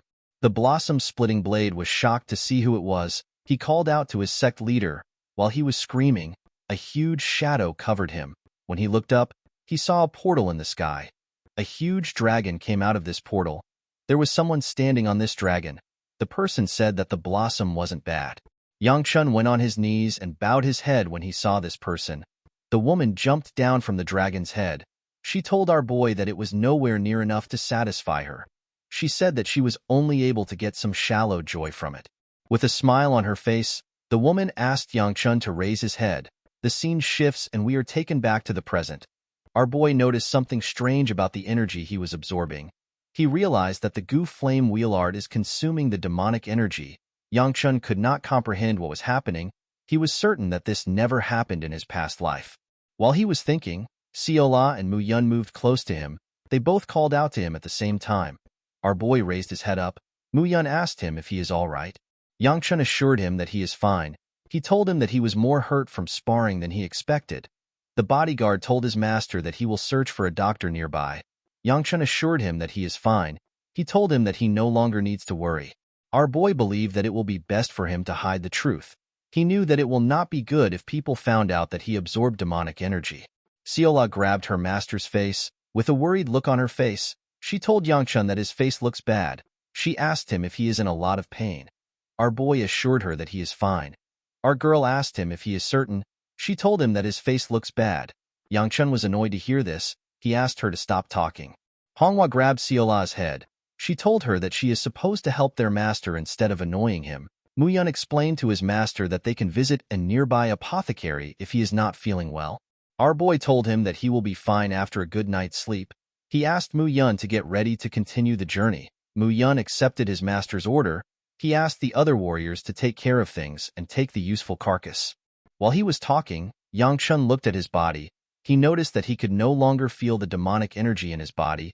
He wondered if the Gu Flame Wheel Arts really did something, due to the fact that the color of the demonic stone had faded. Our boy could tell that the energy within it has been properly absorbed. Yangchun crushed the stone with his hand. He decided to continue his journey. In the next scene, we see Yangchun and Seola at a stall. With a look of excitement on her face, Seola pointed at the honey cookies. Our boy walked past her and told her that he does not care. Seola was shocked to hear this. She asked our boy to tell her why he brought her out if he does not plan to buy any honey cookies for her. Our boy was surprised to hear this. He reminded Seola that he simply told her that he has some business in the market. Our girl latched onto Yangchuan's leg and used her grandpa as an excuse to follow him. Muyun asked his master to tell him why he came to the market. He reminded him that he has not recovered from his ordeal. He told Yangchun that there is no reason for him to come to the market the day after the Unified Dragon Assembly. He advised him to return home. He asked our boy if there is something he is looking for. He assured him that he can help him search for it. Yangchun understood that his bodyguard was worried. He told him that he cannot help him now. Our boy stopped walking when he arrived at an alleyway. He looked around to confirm if he is in the right place. Muyun asked his master if something is on the alleyway. Yangchun asked Seola to go home. He ordered his bodyguard to follow him. Seola asked our boy to tell her the reason why she has to leave. Yangchun asked her to return to the clan and to tell the other servants that he will be back in the afternoon. With a nervous look on her face, Seola mentioned her grandpa to our boy. Immediately he heard this. Yangchun told her that he will give her 10 honey cookies if she goes home now. Our girl stretched out her hand and asked our boy to add some dumplings to the deal. Yangchun accepted this offer and shook her hand to close the deal. Muyun asked his master to tell him where they are going. Our boy told him that he will soon find out. While walking in the alleyway, Yangchun looked at the buildings around. Muyun told his master that their current location is dangerous. Yangchun told him that he knows. Immediately he said this. He found the building he was looking for. The two of them moved to the entrance. Our boy told his bodyguard that he was worried that he won't find this place. Muyun asked him to tell him why he came here. Yangchun asked the man if something feels off. Muyun told his master that he is actually getting a bad feeling from the building itself. With a smile on his face, Yangchun commended his bodyguard for having keen senses. The moment he said this, our boy opened the door. When they stepped into the building, they saw some huge men. The men were surprised to see Yangchun and his bodyguard. They said that our boy might have taken a wrong turn. They asked themselves if they should kill the people in front of them. Muyun quickly placed his hand on the sword when he saw the mood in the air. While the huge men were talking, someone turned on a lamp. With a smile on his face, the man told Yangchun that he is in the wrong part of town. He asked him to tell him why he came here. Our boy told the man that he is a customer. The man laughed when he heard this. He told Yangchun that he will fix his attitude by chopping off his tongue. Muyun was annoyed to hear this. Our boy asked him to back down a bit. He turned to the man and told him that he already knew who he was from the moment he stepped in. He asked the man if he is worried that his clan will wipe the area clean. He assured the man that his clan has no reason to do this because it will be a loss for them. With a smile on his face, Yangchun asked the man to bring the regional manager before things turn into the situation that he fears. The man laughed when he heard this. He told our boy that he does not know where he heard his crap from. He told Yangchun that he actually lacks a lot of respect for his elders. The moment he said this, the huge men surrounded our boy and Muyun. With a smile on his face, Yangchun told the man that he also doesn't look like a polite person. The man laughed when he heard this. With a serious look on his face, he asked his men to attack.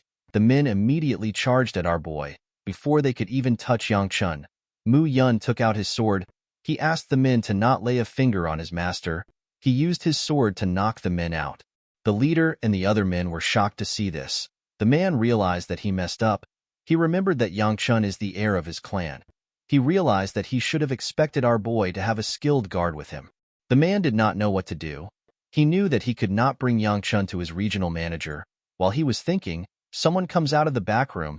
The person referred to the man as captain. He told him that the regional manager has something to say. The captain was annoyed to hear this. He could not believe that the manager already heard what happened. The captain asked the man to tell him what the manager said. When Yang-chun saw the men talking, he believed that they were plotting something. He turned to Mu Yun and asked him to deal with the men. Before Mu Yun could do anything, the captain asked our boy to put away his sword. He opened the door and told him that the regional manager wants to meet him.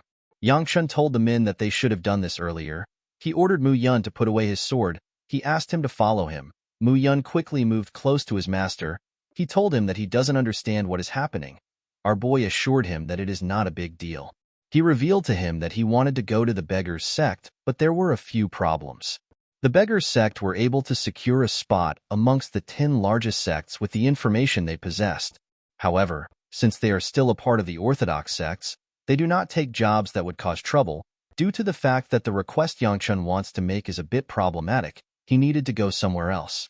The place our boy is currently at is just like the beggars' sect, except it is only used by the unorthodox sects. This place belongs to the house sect. In the next scene, we see Yang-chun and Mu Yun arrive at the basement of the building. A young man with blue hair greeted them. He introduced himself as the Shangxi branch manager. He told them that his name is Du Wenshu.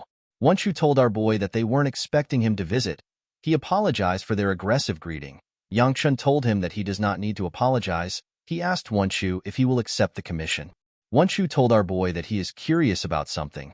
He asked Yang-chun to tell him why he came to a small unorthodox sect instead of the beggars' sect of his prestigious clan. Our boy explained to him that he came to them because this is a commission that the beggars' sect can't handle. He told him that only the house sect can handle it. He asked Wenshu to tell him why he keeps trying to poke around. The manager apologized for his behavior. He explained to our boy that they have to be extra careful because of the clan that he comes from. He begged Yang-chun to be understanding. Our boy asked the manager if he will accept the commission or not. The man revealed to Yang-chun that their sect does not refuse commissions. He told him that everything is fine as long as he can pay for it. Our boy placed a paper on the table. He told Wenshu that he is looking for someone. He explained to him that he is looking for a boy that is just a bit older than 10. Wenshu took a careful look at the paper. He apologized to Yang-chun and told him that he takes back what he said. He told him that he cannot accept this commission. He revealed to our boy that the commissioner before him is not looking for this child. Instead, the commissioner is searching for the whereabouts of the person who is protecting this child. Our boy asked the manager if he is certain. With a smile on his face, Yang-chun told the man that the commission fee is about the house sect leader. Everyone in the room turned their eyes to our boy. They had scary looks on their faces. The men quickly drew out their swords. They rushed to attack Yang-chun. Our boy sat calmly without reacting. Mu Yun took out his sword and blocked their attacks. Yang-chun reminded the manager that he said that he won't act aggressive. With a serious look on his face, Wenshu asked our boy to tell him how he knew. Yang-chun told the manager that he does not want to talk in riddles.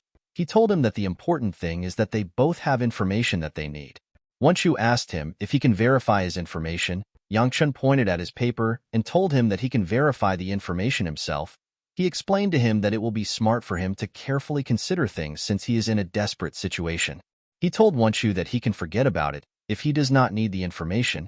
He revealed to him that he will go to the beggars' sect, and he might even slip something about the house sect leader to them. Wenshu was annoyed to hear this, however. He could not do anything to Yang-chun. He accepted our boy's commission.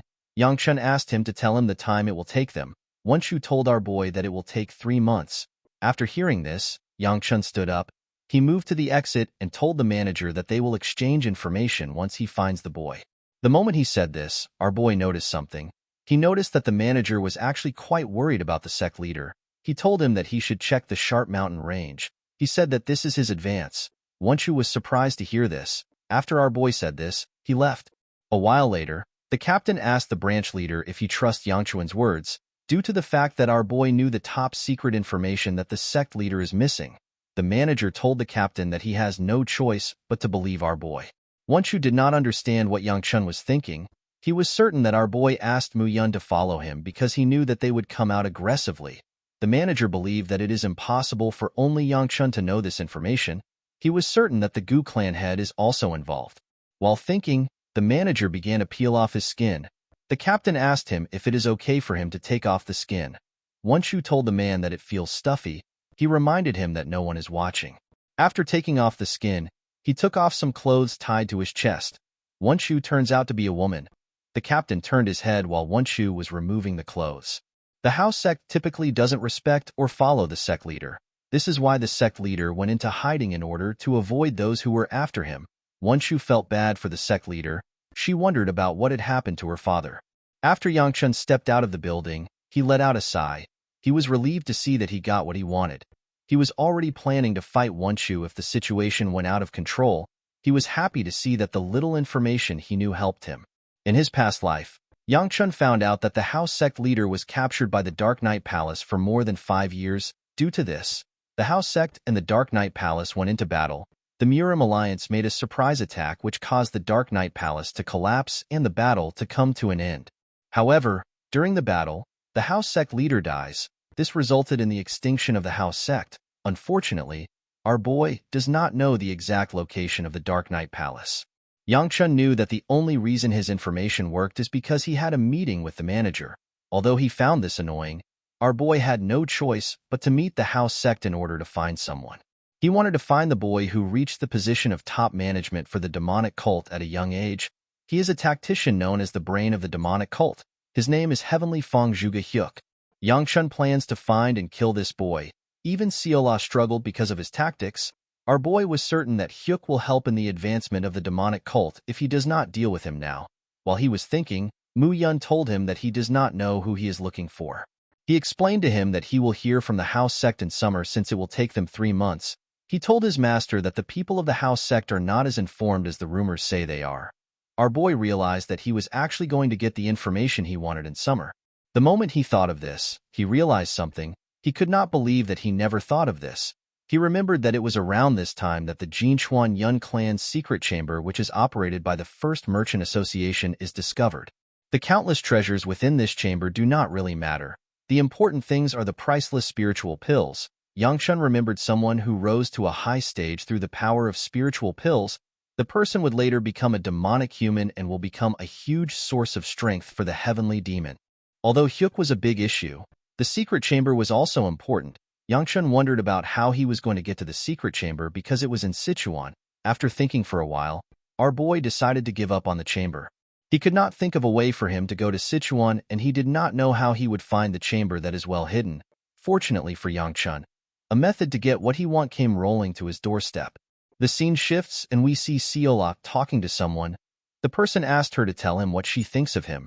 The boy assured Seola that he can make her happier. In the next scene, we see the second elder telling a servant that he missed a spot. The servant turns out to be the Sword Supreme. With a smile on his face, the elder informed Hyagun that he came here because he heard that Yangchun is causing trouble. He said that he never expected an old geezer to be the root of the problem. Hyagun laughed when he heard this. The second elder asked him to stop laughing. He ordered him to continue working. Hyagun crushed his broomstick out of anger. He referred to the second elder as Gu Ryan. He asked him to tell him why he is acting weird. The second elder became scared when he heard this.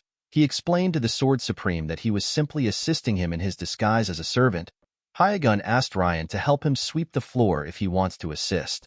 The second elder told him that he just broke the last broom. The Sword Supreme asked him to pluck out his hair and use it as a broom. The scene shifts and we see Ryan picking the pieces of wood which Hyagun dropped when he broke the broom. The Sword Supreme sat down and was drinking tea while the second elder was working. Hyagun asked Ryan if he really came to meet Yangchun. The elder asked Hyagun if he has also sensed it. Ryan revealed to him that a boy who refused to train his footwork and ran away for 6 months has bested his sister. He told the Sword Supreme that our boy has also managed to stabilize the flow of his flame wheel art. With a smile on his face, Ryan said that Yangchun has an incredible talent. He told him that they cannot just leave him alone. Hyagun explained to him that he is not certain if this is talent. He said that he has never seen anyone improve so quickly in his life. The old man took a sip of his tea and said that there is something strange about Yangchun. He reminded him that the first elder will not stay put after he hears about Yangchun's feat. He told Ryan that the elder might have already made a move. The second elder knew that the Sword Supreme was right. He asked him to tell him where our boy is. The scene shifts and we are taken back to Seola. we see a young boy tell her that he can make her more happy than Yangchun ever will. The scene changes again and we hear the story from our girl's perspective. Seola had a bad dream last night. In her dream, our girl hurt a lot of people. Even though her grandpa knew how much she hates holding a sword, he still made her hurt many people in the dream. Our girl wanted to stop, but she still entered a house to hurt more people. Inside the house, Seola saw a man, with a smile on his face. The man said that if he just had more time. The older Seola seemed to be shocked by what the man said. The man was pointing his broken sword at our girl. Seola closed her eyes and apologized to someone known as Chun. The dream looked like something that had happened in our boy's past life. Our girl woke up after having the nightmare. She wanted to see Young Chun because she was so scared. For some reason, Manhwa asked her to go to the courtyard quickly. Our girl arrived at the courtyard earlier than our boy. She saw someone else at the courtyard. The boy told Seola that he will make her happy. Our girl did not know what to say because she was already happy by Yangchuan's side. While the boy was begging Seola, our boy arrived and made a scary face. Yangchun told the boy that Seola is his servant. He asked the boy for his identity. Our boy could not believe that this kid was asking for Seola. He noticed that the boy was heavily blushing. He could not believe that the boy had the guts to do this in front of him. The boy apologized to Yangchun for offending him. Our boy was surprised to hear this. He asked the boy if he knows him. The young man bowed his head and introduced himself as Gu Juliap. He told Yangchun that he would like to request a spar with someone from the main bloodline of the family. With a bright smile on his face, Yangchun refused the request. The boy was surprised to hear this. Yangchun told him that he is not fighting him. Juliap asked our boy if he is scared. Yangchun told him that he is. Juliap was annoyed to hear this. He tried to taunt our boy by telling him that only a feeble person would run away from something like this. Yangchun commended him for having a good eye. He told him that he is extremely feeble. Our boy already caused a mess with the spar he had with his sister. He did not think it would be smart for him to make the same mistake by sparring with some random loser. He turned around and told him that he will be leaving. Immediately he turned around. He saw the second elder in front of him.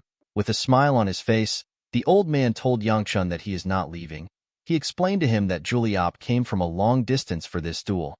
He asked our boy to accept the spar. Yangchun asked the man to tell him why he came. Juliap greeted the second elder. Ryan responded to the boy's greeting. Our boy asked the elder if he knows Juliap.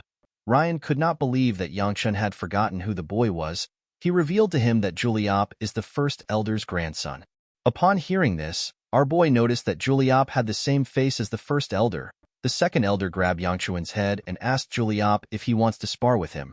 The boy told him that he does. He said that our boy is too scared of the spar. Yangchun told Ryan that Juliap is simply here to hit on girls.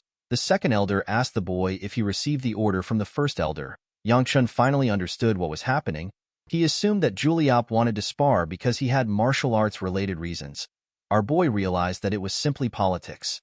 It is a well-known fact that the first elder is an ambitious man. He is waiting for someone as useless as Yangchun to become the head of the clan. However, after seeing the person who he believed is useless defeat Yanxio, his plan got messed up.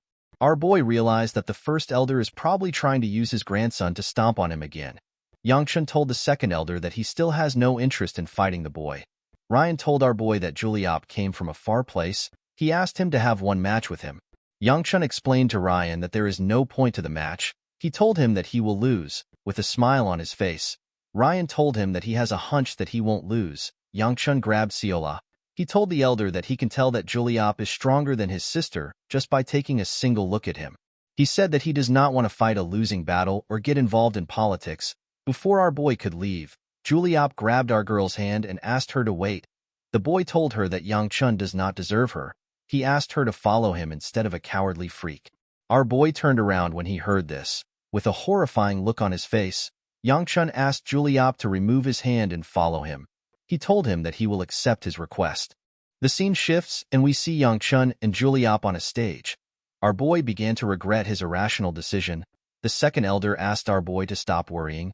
He told him that a fight with a new martial artist will help him improve.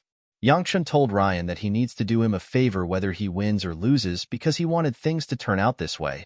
The second elder told our boy that he has no reason to do him a favor. He explained to him that he will bear the loss alone if he loses. He reminded him that he is the future clan head. Yangchun told the elder that he is mistaken. While stretching, our boy revealed to him that he has no plan of becoming the clan head.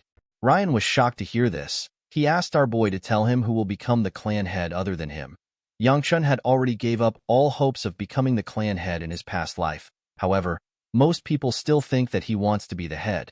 With a smile on his face, our boy told the old man that he is going to roll on the ground and surrender if he does not do him the favor. Ryan realized that Yangchun was not joking. He told our boy that he has a single condition. Our boy asked him to tell him. The second elder assured him that he will give him what he wants if he wins. When Yangchun stepped on the stage, Juliop asked him if he is warmed up. Our boy told him that he is all right. While pointing his sword at Yangchun, Juliop apologized to him for what is about to happen. Our boy did not understand what Juliop was talking about. He asked him to explain himself. With a cocky smile on his face, the arrogant bastard reminded Yangchun that he did too much against him in last year's duel. He told our boy that he never expected him to be bedridden for a month after the duel. Our boy was actually not annoyed. This duel happened a long time ago to him, so he did not even remember the event.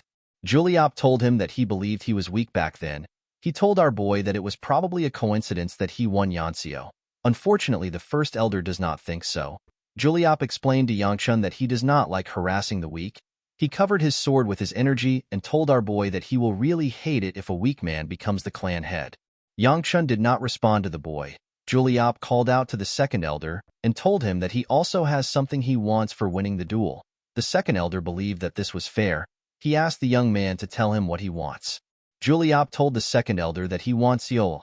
Yangchun became enraged when he heard this. With a scary smile on his face, our boy referred to the boy as an arrogant bastard.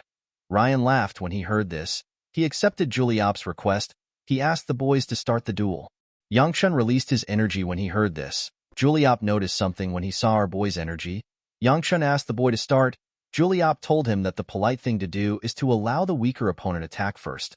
Our boy asked him to tell him why he is afraid if he is weaker. Juliop was certain that he was better than Yangchun in speed, inner energy, and strength. Although he knew this, Juliop could not still attack our boy. He wondered if it is because of our boy's aura. The boy quickly removed this thought from his head. He was certain that Yangchun was full of flaws from top to bottom. He told himself that our boy is probably doing his best to deal with the inner energy he is exuding. The moment he thought of this, Yangchun stopped releasing his energy. Juliop smiled when he saw this. He believed that our boy ran out of inner energy faster because his energy is lesser. He was certain that Yangchun was now out of inner energy. Our boy took a stance. He reminded Juliop that he said that he can attack first. The boy told him that he can. Immediately he said this, Yangchun appeared next to him with his leg in the air. Juliop actually managed to see our boy's movement. He dodged Yangchun's kick. With a smile on his face, the boy told Yangchun that his attack was good, but he was too slow. Yangchun clenched his fist and gave the boy a quick punch on his face. Before he could react, our boy jumped up and landed a heavy kick on Juliop's face. The arrogant idiot got slammed to the ground. The attack caused a huge explosion. When Juliop raised his head, he spat out some blood. Yangchun asked the idiot to get up right now. He told him that he does not want to hear him cry that he won the duel with an ambush. He asked Juliop if he is already done. Juliop stood up and apologized to our boy for underestimating him. He told Yangchun that he was lacking. Our boy asked him if the fight is now over. Juliop took a stance and covered his sword with his energy. He told our boy that he is not yet attacked. Yangchun was annoyed to see that the fight won't end as fast as he wanted. Our boy knew that he did not have a lot of time left. Usually, Yangchun would utilize his inner energy by exuding it the same way Juliop is.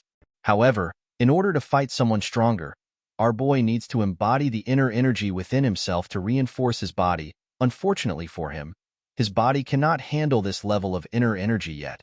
Our boy knew that he might experience energy deviation if he pushes himself too hard. Yangchun realized that he needs to finish this fight in 7 minutes because of the energy he had left. Our boy remembered that the sword technique Juliop uses starts and ends with the utilization of friction of force between the sword and sheath. He believed that he will be able to dodge his attack if he focuses on him. The moment our boy thought of this, Juliop launched his attack. The boy's attack was ridiculously fast. Yangchun barely managed to dodge it. It was as if Juliop was cutting the wind.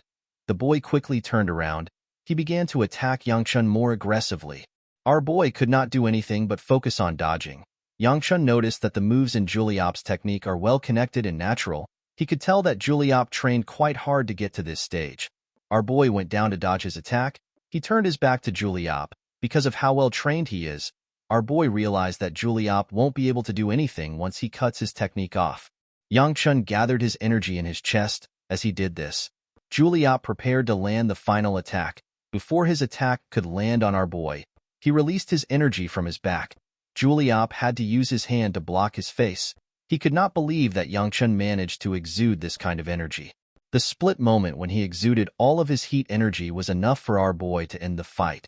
Yangchun moved close to the idiot and landed a heavy punch on his stomach. Yangchun sent him flying with the punch. The idiot crashed into a wall. Our boy asked him if he knows what he hates most. He told him that he has no issues with people who insult him or try to take the position of clan head. Juliop spat out some blood. He noticed that he couldn't move. With a menacing look in his eyes, Yangchun revealed to him that he tried to take something that he shouldn't have dared to covet. He told the boy that he really hates this. Our boy did not like the fact that Juliop tried to take something that he did not deserve so easily. He wondered if he should break his arm so that he does not dream of trying something like this again. Yangchun decided to break his right arm. Before our boy could do anything, the second elder placed his hand on his shoulder and commended him on his win. He told him that he has done enough. In the next scene, we see Ryan scolding Yangchun. He told him that he was too harsh. Our boy told the elder that he expected Juliop to have prepared since he suggested the duel.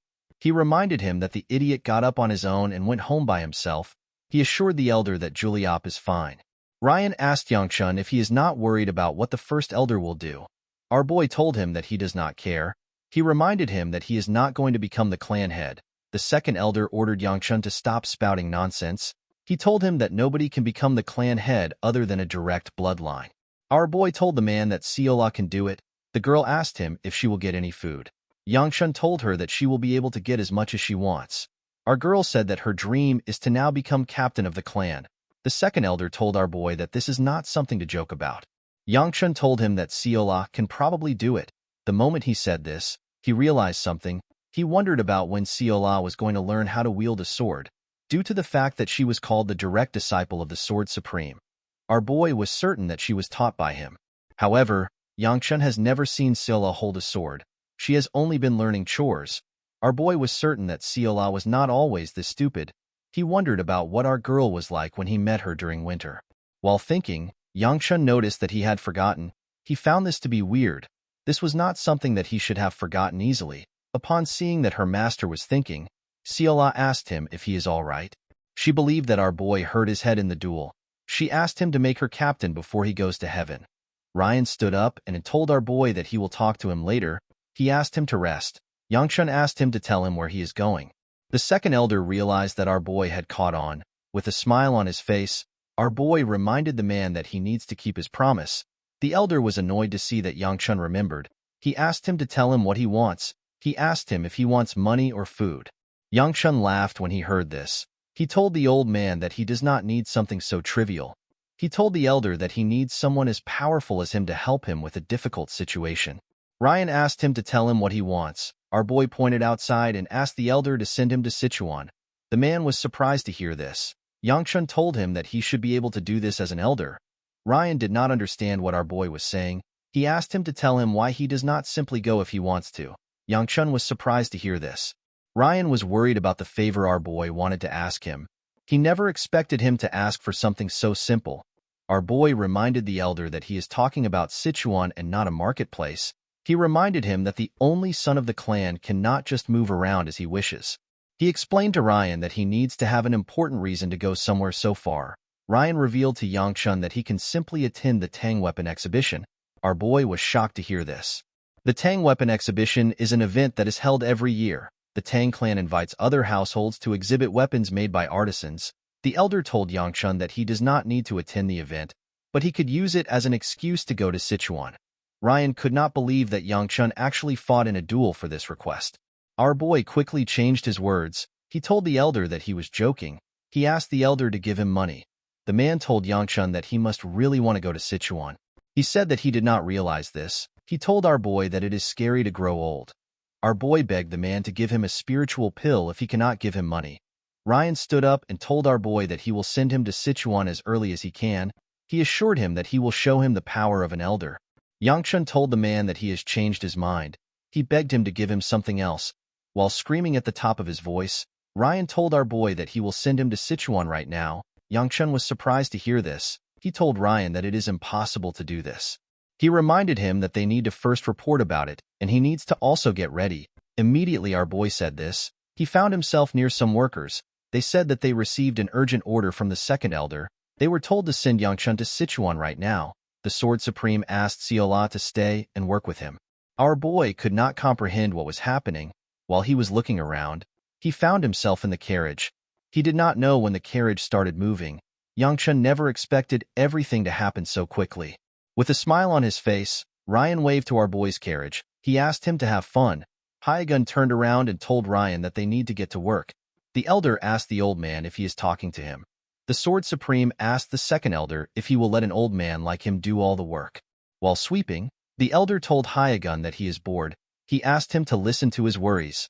The Sword Supreme asked the elder if he sent Yangchun off so quickly because he wanted to share his worries. Ryan revealed to the old man that the clan head asked him about the immortal physician a few days ago. He told him that the clan head was asking because someone told him to. The elder asked Hyegun to tell him why he is looking for the immortal physician. The old man walked forward and ignored him. The elder decided to change the topic. He decided to ask about Siola. He told the Sword Supreme that his granddaughter did not seem human. He asked him to tell him what our girl is. Hyegun told Ryan that he is crossing the line. The elder became nervous when he heard this. The Sword Supreme took out some swords that he created with his energy. He asked Ryan to watch his mouth. The elder explained to him that he would have sensed a presence similar to his if she was human. He told him that the vividness of the presence only differs from person to person. Ryan revealed to Hyegun that Siola had no presence when he met her at the Unified Dragon Assembly. The elder asked the Sword Supreme to give up if he believes that the immortal physician will come down and fix her with divine skills. He told him that he already knows that this is not a disease. Before the elder could say more, Hyegun asked him to shut up. He created a large amount of swords with his energy. He told Ryan that Siola is human. Ryan realized that he was not getting through to the Sword Supreme. He turned around and dropped the broom. He told Hyegun that what he wants is not important.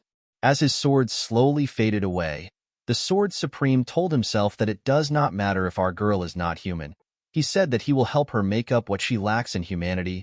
The old man clenched his fist out of anger. He said that he is willing to give up his life as long as Siola grows up safe and sound. A few hours after this, the Sword Supreme found out that Siola had disappeared. The scene shifts and we see Mu Yun and Hongwa next to a fire. The bodyguard told the maid that they simply need to prepare food. Hongwa explained to him that they still have a few days until they get to Sichuan. She told him that they need to ration their food. Mu Yun asked Hongwa to tell him where their master went. The woman revealed to him that Yangchun said that he wants to train while they prepare. The bodyguard told her that their master must be bored. Hongwa smiled and told him that they should have brought Siola. Inside the forest, we see our boy training. After using a few moves, Yangchun was exhausted. He fell to the ground and began to breathe heavily. Our boy could not believe that he was already out of inner energy after only using a few moves. It had been almost 10 days since they left. Despite his consistent training, our boy had not seen any progress. The biggest problem Yangchun faced during his fight against Juliop is the amount of inner energy that he has. Inner energy is the basis of all martial arts. Our boy knew that he had to raise his energy quickly. While thinking, Yangchun remembered the time he absorbed the energy of the demonic stone. He remembered that the demon well absorption arts is a way to absorb demonic energy from a spiritual pill or a demonic stone. However, the user of the technique also ends up taking in demonic energy into the body. This energy will corrupt the user. For unknown reasons, the Gu Flame Wheel art purified the demonic energy which our boy absorbed. After the energy was purified, Yangchun could no longer sense any demonic energy. Our boy felt like he could raise his inner energy with this method without any side effects. Although he wanted to do this, Yangchun believed that it will not be smart to use the technique. This is because the demon well absorption arts is the heavenly demon's martial arts. Our boy did not want to return to the demonic path when he barely managed to escape. While he was thinking, he hears someone scream. The guards quickly raised their torches. Our boy wondered about what was happening. He came out of the forest and walked up to Mu Yun. He asked him to tell him what happened. The man told his master that something is inside the carriage. Yangchun saw Manhwa shaking on the floor. Our boy decided to check inside the carriage. He saw something shocking. He saw Seola coming out of a box. The girl was happy to see Yangchun. With a smile on her face, she told him that she ended up coming. The scene shifts and we are taken back to the past. We see some servants loading up the carriage. Seola told her grandpa that she also wants to follow our boy. She reminded him that he let her travel last time. The man realized that she was referring to the Unified Dragon Assembly. While looking at Ryan, he explained to his granddaughter that he allowed her to leave because there was someone who could prevent her from making mistakes. He told our girl that there isn't anyone that can do this for her in Sichuan. He asked her to help him move some stuff if she understands. While carrying some clothes to the carriage, our girl thinks about the fact that Yangchun won't be back for a month. She realized that it will be better for her to stay because she is bad at chores and Yangchun hates unhelpful people. While she was putting his clothes into his box, someone asked her to wait. When our girl turned around, she did not see anyone. She decided to look into a box containing food to check for the voice she heard. While she was looking into the box, a hand pushed her inside. Seola did not understand what was happening. She believed that someone was playing a prank on her. Our girl said that she is scared. Before she could get up, the hand appeared again next to her head. It gently moved and made Seola feel sleepy. Our girl fell into the box and slept off. A mysterious voice apologized to Seola for what it did. It told her that it is leaving everything to her. After the voice said this, the servants told Yangchun that they are ready to move. With a confident smile on her face, Seola told Yangchun and the others that this was what happened. The three of them did not know how to react. They assumed that our girl was bullshitting them. Seola was surprised to see that they were not shocked. With a smile on her face, she told them that is what happened again.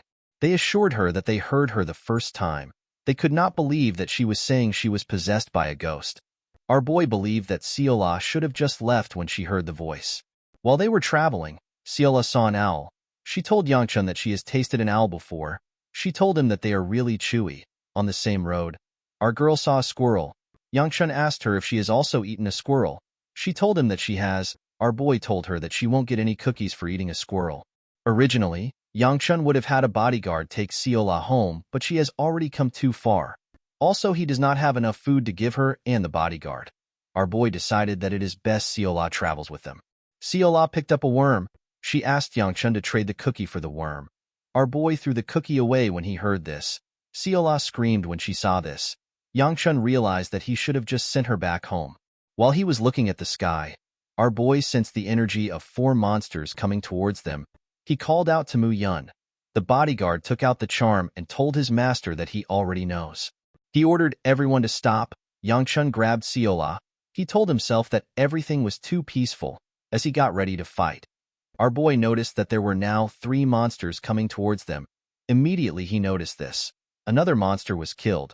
The last monster jumped out of the forest and rushed to attack Yangchun's carriage. Our boy clenched his fist and covered it with his energy. Someone in the air asked him and his crew to fall back. The girl used her sword to tear the monster into 2. After finishing off the monster, she told Mu Yun that she was not able to take care of them quickly because she was alone. Seola asked our boy if he knows her. Yangchun told her that he does not recognize her. Our girl called out to the young lady and asked her to look at them. Immediately Yangchun saw her face. He realized that he met the wrong person. Our boy remembered how this girl with white hair stood in a pool of blood. While standing in the pool of blood, the girl with an humongous set of boobs said that no one is there. Presently, the girl asked them if they are heading to Sichuan. She asked Yangchun if she can follow them. The beautiful girl introduced herself as Namgung Baya. Yangchun could not believe that he met her. He wondered about what the crazy bitch was doing in this place. The scene shifts and we see crows eating human flesh. The area was filled with dead bodies. The older Yangchun asked someone if they killed everyone. The person turns out to be the older Baya. The woman asked him to tell her what their cult leader said. Yangchun revealed to her that the cult leader asked him to bring her here and allow her to rampage like a crazy bitch. Baya asked him if he was the one who added the last words. Our boy was surprised to see that she had enough sense to figure this out. Baya asked our boy to leave with her. The woman was about to walk forward. Yangchun stopped her. He told her that she is looking the wrong way. He asked her to turn left. The woman seemed to be confused because she did not know which side was left. Yangchun was annoyed to see this. He walked past her and asked her to follow him. He was already tired of Baya's stupid nature. While walking, Baya asked our boy if the Sword Supreme is strong. Yangchun turned around and reminded the woman that their cult leader will take care of the Sword Supreme. She ignored our boy's words. She asked him to tell her the type of swordsmanship he uses. She asked him if Hyagun's swordsmanship is stronger than hers. She turned to the side after asking her questions. Yangchun called her a crazy bitch. He gathered his demonic energy and fired it at her. When the attack got close to her, it split apart. It destroyed some rocks behind her. With a scary look on her face, Baya asked our boy if he wants to fight. Yangchun did not know what she was talking about. He pointed at her and told her that she is going the wrong way. He asked her to simply shut up and follow him. While they were walking, the woman told him that she has another thing to say. Yangchun turned around and warned her that he will tear her apart if she mentions anything about the three Supremes. Baya pointed to her right. She said that it looks like a shortcut. Our boy did not understand what she was saying. He slowly gathered his energy. Before he could stop her, Baya disappeared. Yangchun called her an insane bitch. Our boy arrived at their destination in a day, while it took Baya 4 times as long. In the next scene, we are taken back to the present. The girl realized that Yangchun's group is heading to Sichuan. She asked him if she can accompany them. Yangchun told her that they are not going to Sichuan. Our boy did not want to get involved with this crazy bitch in his current life. Although he was aware of her identity, Yangchun told Baya that they cannot just trust that she is a member of the Namgung clan. Upon hearing this, Baya closed her eyes and released a large amount of her energy. Her energy was quite huge and bright. Mu Yun quickly placed his hand on his sword. Yangchun could not believe that she was actually using the ruler's sword form here. He knew how dangerous the technique was. When Baya opened her eyes, an explosion occurred in the area. When the dust cleared up, we see a sword at her neck. The girl explained that this is all she can demonstrate. She told them that she is not yet adept at it. She asked Yangchun if the evidence is sufficient. Our boy said that he is now aware of her identity. With a smile on his face, he told Baya that he does not think they should accompany someone with such a fearsome martial arts. The scene shifts and we see Baya roasting a frog on a stick. The girl was not far away from Yangchun's group. Siola told her master that Baya will probably be sleeping next to the fire. Our boy already knew this. While he was happy that Baya did not say anything when he rejected her, he never expected that she would follow their carriage.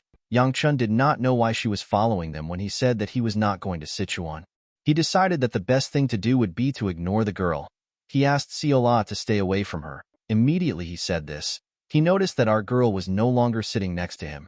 When he raised his head, he saw Siola teaching Baya how to peel a frog's skin. Yangchun walked up to her and pulled her back. He asked her to tell him what she is doing. Siola revealed to her master that she wanted to help Baya because she was about to eat a frog the wrong way. While talking, he noticed that the crazy girl was staring at him. Yangchun asked her to tell him why the daughter of a prestigious clan is traveling to a far land alone. Baya became shy when she heard this. She revealed to our boy that she actually left with her clan members, but she got lost on the way. Yangchun already knew that this was going to be the reason. The girl had zero sense of direction in her previous life. Our boy did not know why he expected it to be different in this life. Yangchun reminded her that they are going to Sichuan. He asked her to tell him why she is following them. Baya told him that she had a hunch that they were heading there. She could not believe that they were not going to Sichuan. Sola was surprised to hear this. She rose her head up to look at Yangchun. Our boy nodded his head to ask her to go with the lie. Unfortunately for him, Sola is not that smart. With a look of shock on her face, our girl asked Yangchun if they are not going to Sichuan anymore. Our boy could not believe what he was hearing. He realized that he should have sent the idiot home. Yangchun told Baya that he cannot stop her from heading in the same direction as them. He told her that he is not going to do anything for her. Baya reintroduced herself. She asked our boy to tell her his name. Yangchun introduced himself as Gu Juliop. He did not want this crazy girl to know anything about him. 2 days later, we see Siola showing the girl the forest. Our girl got off the carriage and went to chat with Baya. Thanks to this, their pace naturally slowed down. Yangchun asked Siola to get on the carriage. Our girl asked him if he will also let Baya join them. Our boy told her that he will never allow it. She said that she will not step into the carriage if he does not do this. Yangchun was surprised to hear this. He turned to Mu Yun and asked him about the time they will get there.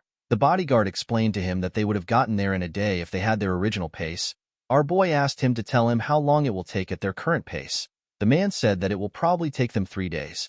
Mu Yun did not know why his master was so wary of Baya. He asked him if he cannot just allow her to ride with him. Our boy realized that he did not have a choice. He told his bodyguard that they will reconsider their options at a nearby village. In the next scene, we see the group arrive in a town. While stretching his body, Yangchun said that they only have a day left to get to Sichuan. Mu Yun told his master that he is relieved that they do not have to camp out in the wilderness tonight. While on Baya's back, Siola told her that they can sleep together tonight. Baya asked her if this is allowed. Yangchun asked Siola to get down from her back. He asked Baya to tell him why she is carrying a maid on her back. Baya revealed to him that Siola said that her legs hurt. Our boy told Siola that she should have got into the carriage if her legs hurt. Our girl reminded him that he said that Baya cannot join them. While they were talking, Mu Yun said that he will look for a place where they can spend the night. Yangchun asked Siola to get down since they have arrived in a town. Baya asked her if she will come down now. Before she could move, Siola saw something in front of her. She told Baya that some people wearing the same clothes as her are coming towards them. A young boy with white hair ran to Baya. He referred to her as sister. He placed his hand on her shoulder and asked her to tell him where she went. He told her that they have been searching for her for a while. Baya revealed to her brother that she got lost.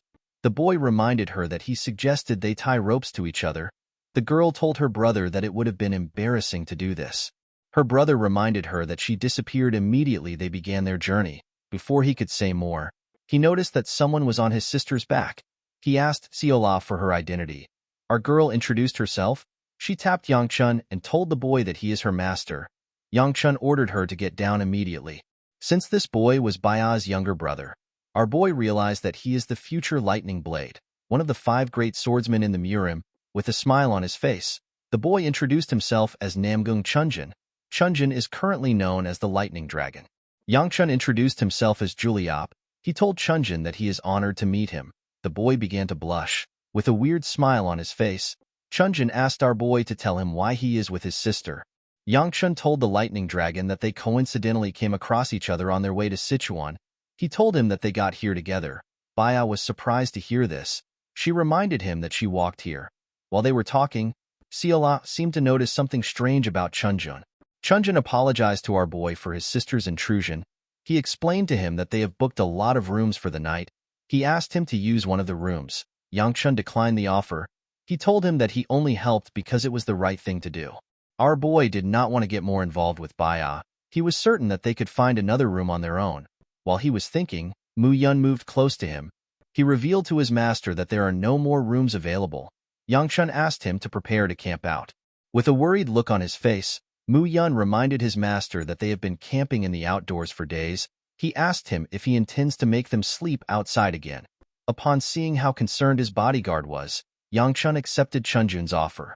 The first thing Baya did as a demonic martial artist was to neutralize her clan. She killed the clan head, her brother, and all the disciples of their clan. After this event, she achieved the title of Demonic Blade Empress and began her rise to fame. Yangchun wondered about how much Baya hated her clan for her to do something so cruel. Our boy believed that Baya did not have any problems with her brother. He assumed that they were going to be like him in Yansio. What he was most curious about was the ruler's sword form, which is the Namgung clan's secret technique. Yangchun could tell that Baya was much stronger than her brother, yet she did not have any title or fame at this point. Our boy believed that Chunjin was normal. He wondered if he is not seeing something. When Yangchun came out of the room, he saw Chunjin walking towards him.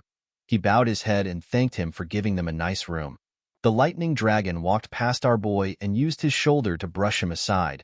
With a look of anger on his face, Chunjin asked Yangchun to know his place. Our boy was shocked to hear this. Chunjin explained to him that he tried to be nice yesterday. He said that he never expected Yangchun to not know his place. He told him that he does not deserve to talk to his sister. With a scary look on his face, the boy told him that he does not know how he managed to seduce his innocent sister. He assured Yangchun that he will cut him in half if it happens again. Before he could continue talking, Baya came out of her room. Chunjin quickly changed his expression. With a smile on his face, he said that he is grateful to be able to help someone from the Gu clan. He pushed his sister forward and told her that they need to go for breakfast. Yangchun did not know what he just witnessed. He realized that everyone in the Namgung clan has lost their minds. The scene shifts and we see Mu Yun bowing to our boy. He asked him if he slept well.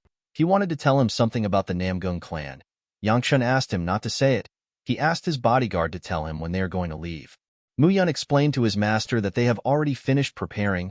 He told him that they can leave after breakfast. Our boy told him that they need to hurry. Yangchun wanted to leave quickly in order to get away from this crazy people. When he stepped into the diner, he saw Baya and Siola eating together. Baya apologized to him for not greeting him when she saw him. The girls told him that the dumplings are very good.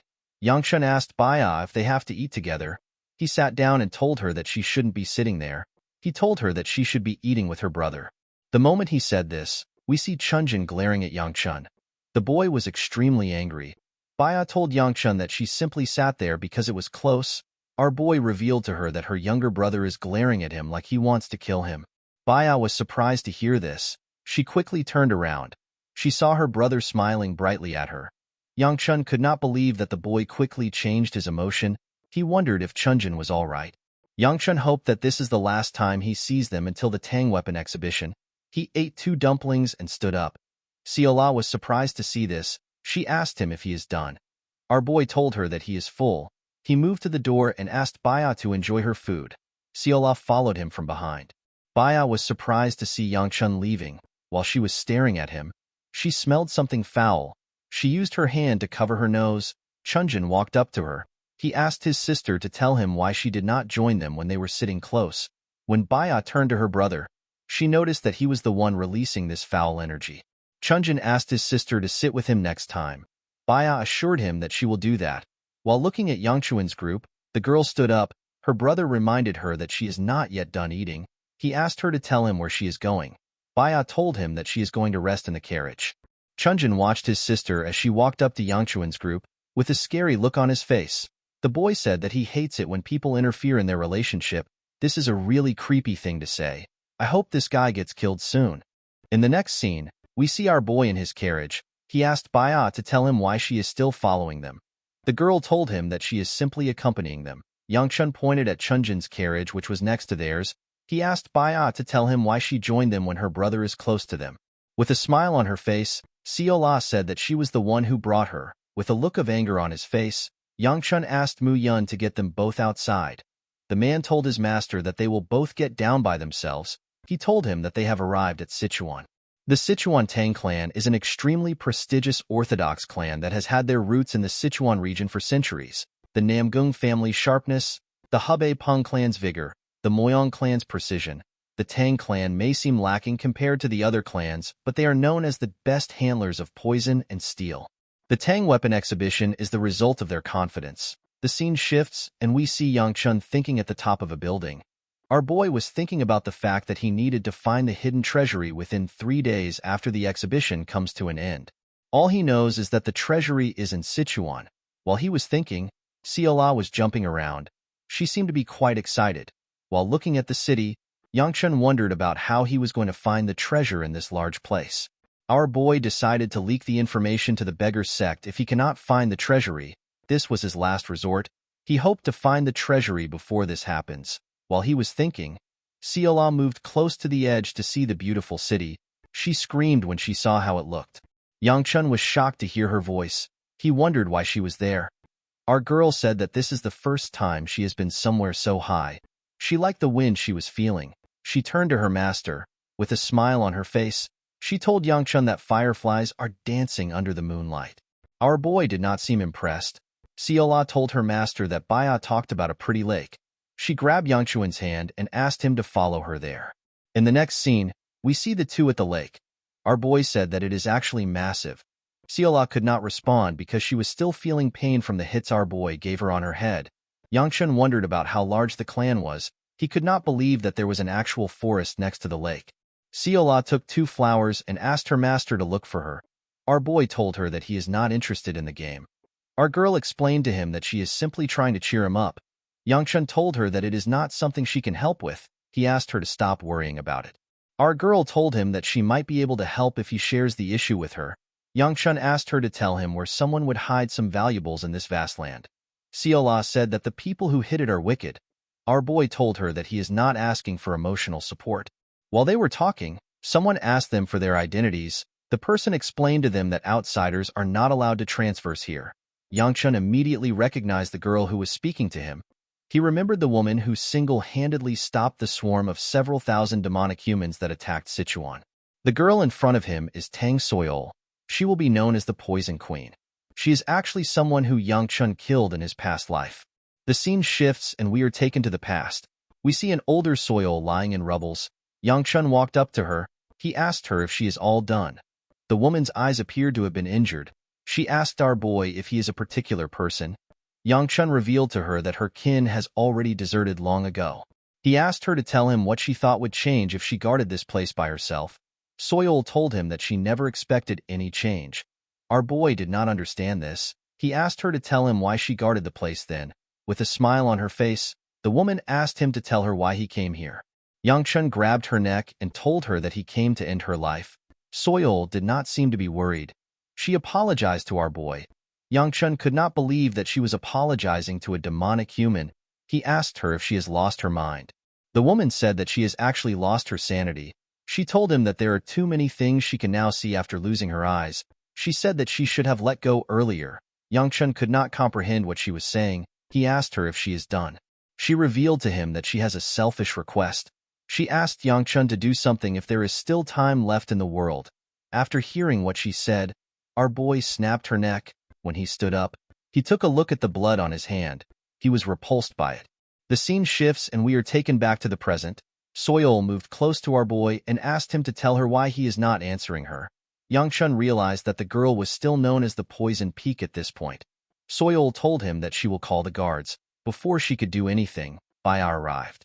She shared our boy's identity with her. The girl could not believe that Baya was just telling her now. Baya told her that she never asked. Soyol bowed her head and introduced herself. She apologized for yelling at him. Yang Chun introduced himself as Juliop and apologized for not responding to her. With a serious look on her face, Soyol asked our boy to tell her why he came to the lake. She explained to him that those who are not part of their family have no business there. Our boy reminded her that Baya is also an outsider. The girl revealed to him that her kin has allowed her into the lake. Yang Chun realized that the girl was telling him to leave because she did not invite him there. He did not have any problem with this because he was already leaving. He told her that he will take his leave. After he left with Siola, Soyol told her friend that Yang Chun is unbelievably rude. Baya asked her about why she glared at our boy so harshly. The girl explained to her that she did not like the fact that Yang Chun didn't apologize even after she pointed out his mistake. While blushing, Soyol said that good looks are not everything. She told her friend that she hates guys who act rude just because they are a little handsome. The girl realized that she just called Yang Chun handsome. She quickly tried to explain herself, but she wasn't making any sense. Baya could not believe that her friend thought our boy was handsome. She had only seen him with an angry face. Soyol walked forward and said that she prefers guys who are homely even if they are a little ugly. In the next scene, we see Yang Chun step out of his room. He thinks about the fact that the Tang weapon exhibition is tomorrow. He decided to train with his free time. When our boy turned around, he saw Baya and her brother. Yang Chun was not happy to see them. He asked them about why they came to see him. Baya told him that she came for food. Our boy did not understand what she was talking about. He asked her to explain herself. Chunjin revealed to him that the Tang clan has invited them for a meal. He told Yang Chun that his sister suggested inviting him as well. Our boy thanked her for the offer. He told her that he is quite shy. He told her that the place will not be comfortable for him. Yang Chun hoped that the two of them understood his message. He wanted them to leave. Baya did not understand what our boy was trying to say. Chunjin grabbed Yang Chun's hand. With a forced smile on his face, he asked our boy to join them. Yang Chun was annoyed to see this. He could not believe that Chunjin was threatening to bring him to the dining hall. Out of anger, Yang Chun released his murderous energy. Chunjin became terrified when he felt this energy. Our boy quickly took away his energy when he noticed that the boy was scared. He decided to go to the hall. With a smile on his face, he told Baya that he cannot reject her thoughtful invitation. He told her that he will follow her. Our boy grabbed Chunjin and moved him close. With a smile on his face, he asked the idiot to keep smiling. He reminded him that his lovely sister is watching. The idiot grit his teeth out of anger. He was forced to thank Yang Chun for accepting the invitation. Our boy assured him that it is fine. In the next scene, we see Yang Chun at the dining hall. Our boy was shocked to see the food placed in front of him. He already knew that Sichuan is known for having spicy food, but he did not expect every dish to be spicy. He did not know what to eat. Tang Jiak, who is the son of the Tang clan head, asked our boy to enjoy. Yang Chun decided to eat some dumplings. It looked a little less red than the other dishes. Before he could place the food into his mouth, he noticed that Soil was staring at him. The girl was breathing heavily as she stared at him. Yang Chun did not understand what was going on. He remembered that the girl always gave him this weird look whenever he met her in his previous life. He could not believe that he had to endure this same look in this life. While thinking, our boy took a bite out of the dumpling. Unfortunately for him, the dumpling was quite spicy. Yang Chun began to panic. He wanted to spit out the food. Soil's breathing got heavier as she watched our boy panic. While trying to blow some air into his mouth, someone offered him some water. Our boy quickly accepted it. The person placed a slice of meat on a plate. The person turns out to be Baya. The girl told him that the meat is not spicy. Yang Chun was surprised to see this. He asked Baya to stop acting casual. The girl apologized to him. Someone was annoyed to see them talking, as expected.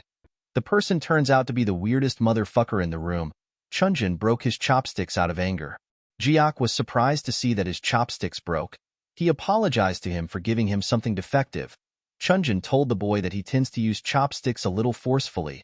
While he was drinking his water, Yang Chun noticed that Soil sat next to him. The girl had a flushed look on her face. Our boy did not understand why she was acting weird. He asked her if she has anything to say to him. The girl panicked when she heard this. She told him that she has nothing to say. Yang Chun asked her if she is certain. He told her that she can ask him anything. Before Soil could finish her sentence, Chunjin asked Jiak if the training ground is downstairs. Jiak reminded him that he showed him last time. He explained to him that the place is their clan's exclusive training ground. He told Chunjin that they actually don't use the place even though they maintain it. This is because everyone has their own personal training area. While looking down at the training ground, Chunjin said that he wants to see the place. Due to the fact that everyone was done eating, Jiak asked them to go together. Yang Chun could tell that the weird bastard was planning something. He just didn't know his plan. When they arrived at the training ground, Chunjin told his friend that it is quite spacious. Even Yang Chun was surprised to see how big it was. Jiak revealed to him that their ancestors believe that a place is better if it is larger. The boy did not really get it. While looking at the wooden swords there, Chunjin told his friend that there might be a deeper meaning to the size of the training ground. Jiak revealed to everyone that his sister used to train here because she was always trying to beat him up. He said that his sister has now changed because she is older. He was sad to see that she did not want to fight him anymore. Soil was embarrassed to hear this. She felt embarrassed that Yang Chun heard this. She did not know what to say. Our boy was actually just relieved that he did not have a sister like her. Chunjin told everyone that they need to move around a bit to let their food digest. Yang Chun could not relate to what the boy said. He barely ate anything. Chunjin took out a sword and asked our boy if he wants to have a sparring match with him. Yang Chun was not surprised to hear this. He could tell that Chunjin plans to beat him up. His face already gave away his intent. Our boy was not interested in falling for a stupid trap. With a smile on his face, Yang Chun told him that it is not smart for a third-rate martial artist to fight the lightning dragon. Before he could say more, someone told Chunjin that the fight is unacceptable. The person turns out to be Soil. The girl reminded the boy that there is a massive difference between them in age and skills. She asked him to tell her what he will do if he hurts Yang Chun's face. Our boy was actually annoyed to hear what she said. Chunjin assured Soil that they will not use internal energy in the match. He told her that it will simply be a mentoring match. With a cocky look on his face, Chunjin asked Yang Chun if he is okay with this terms. Our boy smiled when he heard this. He could not believe that this bastard wanted to fight him without using internal energy. He was more provoked by the fact that the bastard said that he would mentor him. Yang Chun asked him if he can handle it. Chunjin did not understand what he was saying. Our boy asked him if he is skilled enough to mentor him. Jiak was surprised to hear this. He told our boy that he phrased his words too rudely. He reminded him that Chunjin is his senior. Chunjin laughed when he heard what Yang Chun said. With a creepy smile on his face, he asked our boy to show him what he can do. The two of them stepped on the training ground. Chunjin asked Yang Chun to go first. Our boy asked him to do the same thing. Chunjin was annoyed to hear this. He could not believe that Yang Chun was asking him to start first. With a forced smile on his face, he accepted our boy's offer. He quickly rushed to attack him. He swung his sword at him when he got close to him. Yang Chun managed to dodge the attack by moving to the side. Chunjin turned around and attacked him again. Our boy easily dodged the attack. He could tell that this first two attacks were just for show. The real fight was just about to start. Chunjin began to attack him aggressively. Soil watched this fight with a worried look on her face. Soil has always been different, even as a child. While children her age chased after dogs or cats, she frolicked with beasts such as tigers and wolves. She liked the slanted, ferocious eyes and the growling, revealing sharp fangs. As beasts that were apex predators, they gave off an unapproachable aura. The power which differentiated them from feeble animals was what entranced the girl the most. While lying on her wolf, which is known as Danglang, Soil asked it if there is a guy like him in Sichuan. She hoped that she would meet someone at the weapon exhibition. The girl told her wolf that she does not understand why other girls love Chunjin's feminine-looking face. She asked her wolf if there is no one like him around. Fortunately for Soil, she met the love of her life who she never expected to meet. The girl did not know why her heart was beating on the first day she met Yangchun. The girl told herself that she must be confused. She was certain that this was a lapse caused by the cold morning air. She believed that our boy will look like another ugly clan heir when she wakes up tomorrow. The next day, the girl found herself more attracted to Yangchun. She found his eyes to be cool. She found it amazing that he cannot eat hot food. She even found it cute to watch him drink water. When our boy asked her if she had something to say, she began to panic. She did not know when she got there. She was just sitting next to her brother. Soil wondered if this is what love feels like. She wanted to speak to him, but she was interrupted by Chunjun. Soil's thought was cut off when she saw someone would fall in front of her. When the girl raised her head up, she saw something impressive. She saw Yangchun break Chunjun's sword with his hand. The boy was shocked to see this. Yangchun smiled when he saw the look on his face. Soil fell to her knees. She had completely fallen for our boy. Chunjun did not understand why his sword broke. He made sure that Yangchun could react to his first 2 attacks to play with him, but he went all out afterwards. Our boy told the idiot that geniuses like him have a habit of daydreaming while fighting. He told him that he would have died 3 times if this was a real battle. Yangchun clenched his fist. He asked him if he is aware of this fact. Chunjun immediately stepped back before Yangchun's punch landed on him. He could not believe that our boy was attacking without a sword. He called him a dirty bastard in his head. Yangchun asked the idiot to get another sword behind him. He reminded him that he said that this was a mentoring match. He asked him to teach him a lesson. Chunjun was quite angry to hear this. Our boy told the idiot that he might be the one teaching him. He said that education is not his strong suit. Immediately Chunjun took out a sword. Yangchun sensed something. He saw the bastard adding his energy to his sword. The moment he was done, he rushed to attack our boy. His attack was ridiculously fast, but Yangchun managed to dodge it. He could not believe that this bastard was using internal energy. He decided to fuck him up. Before Yangchun could attack him, Chunjun used his technique. To his surprise, our boy disappeared in front of him. His technique got destroyed. Chunjun was annoyed to see this. He could not accept the fact that someone like our boy was stronger than him. Yangchun destroyed his technique with his body. Our boy realized that he had given the idiot enough chances. He moved close to him and used his leg to hit his balls. Everyone was shocked to see this. The bastard could not even scream. When his little man broke apart, Chunjun fell to the ground and began to scream. While he was trembling on the ground, Yangchun moved close to him. With a smile on his face, our boy asked him if his little man has burst. Chunjun called Yangchun a bastard. Our boy believed that the idiot's balls did not burst because he was still talking back. Chunjun called him a coward. He told him that he does not deserve to call himself a martial artist. He explained to him that he will have to lower his head while walking when all the clans hear about what happened. Yangchun asked the boy to tell him the amount of people he has killed. Chunjun was shocked to hear this. He stopped looking at him and said that he does not know what he is talking about.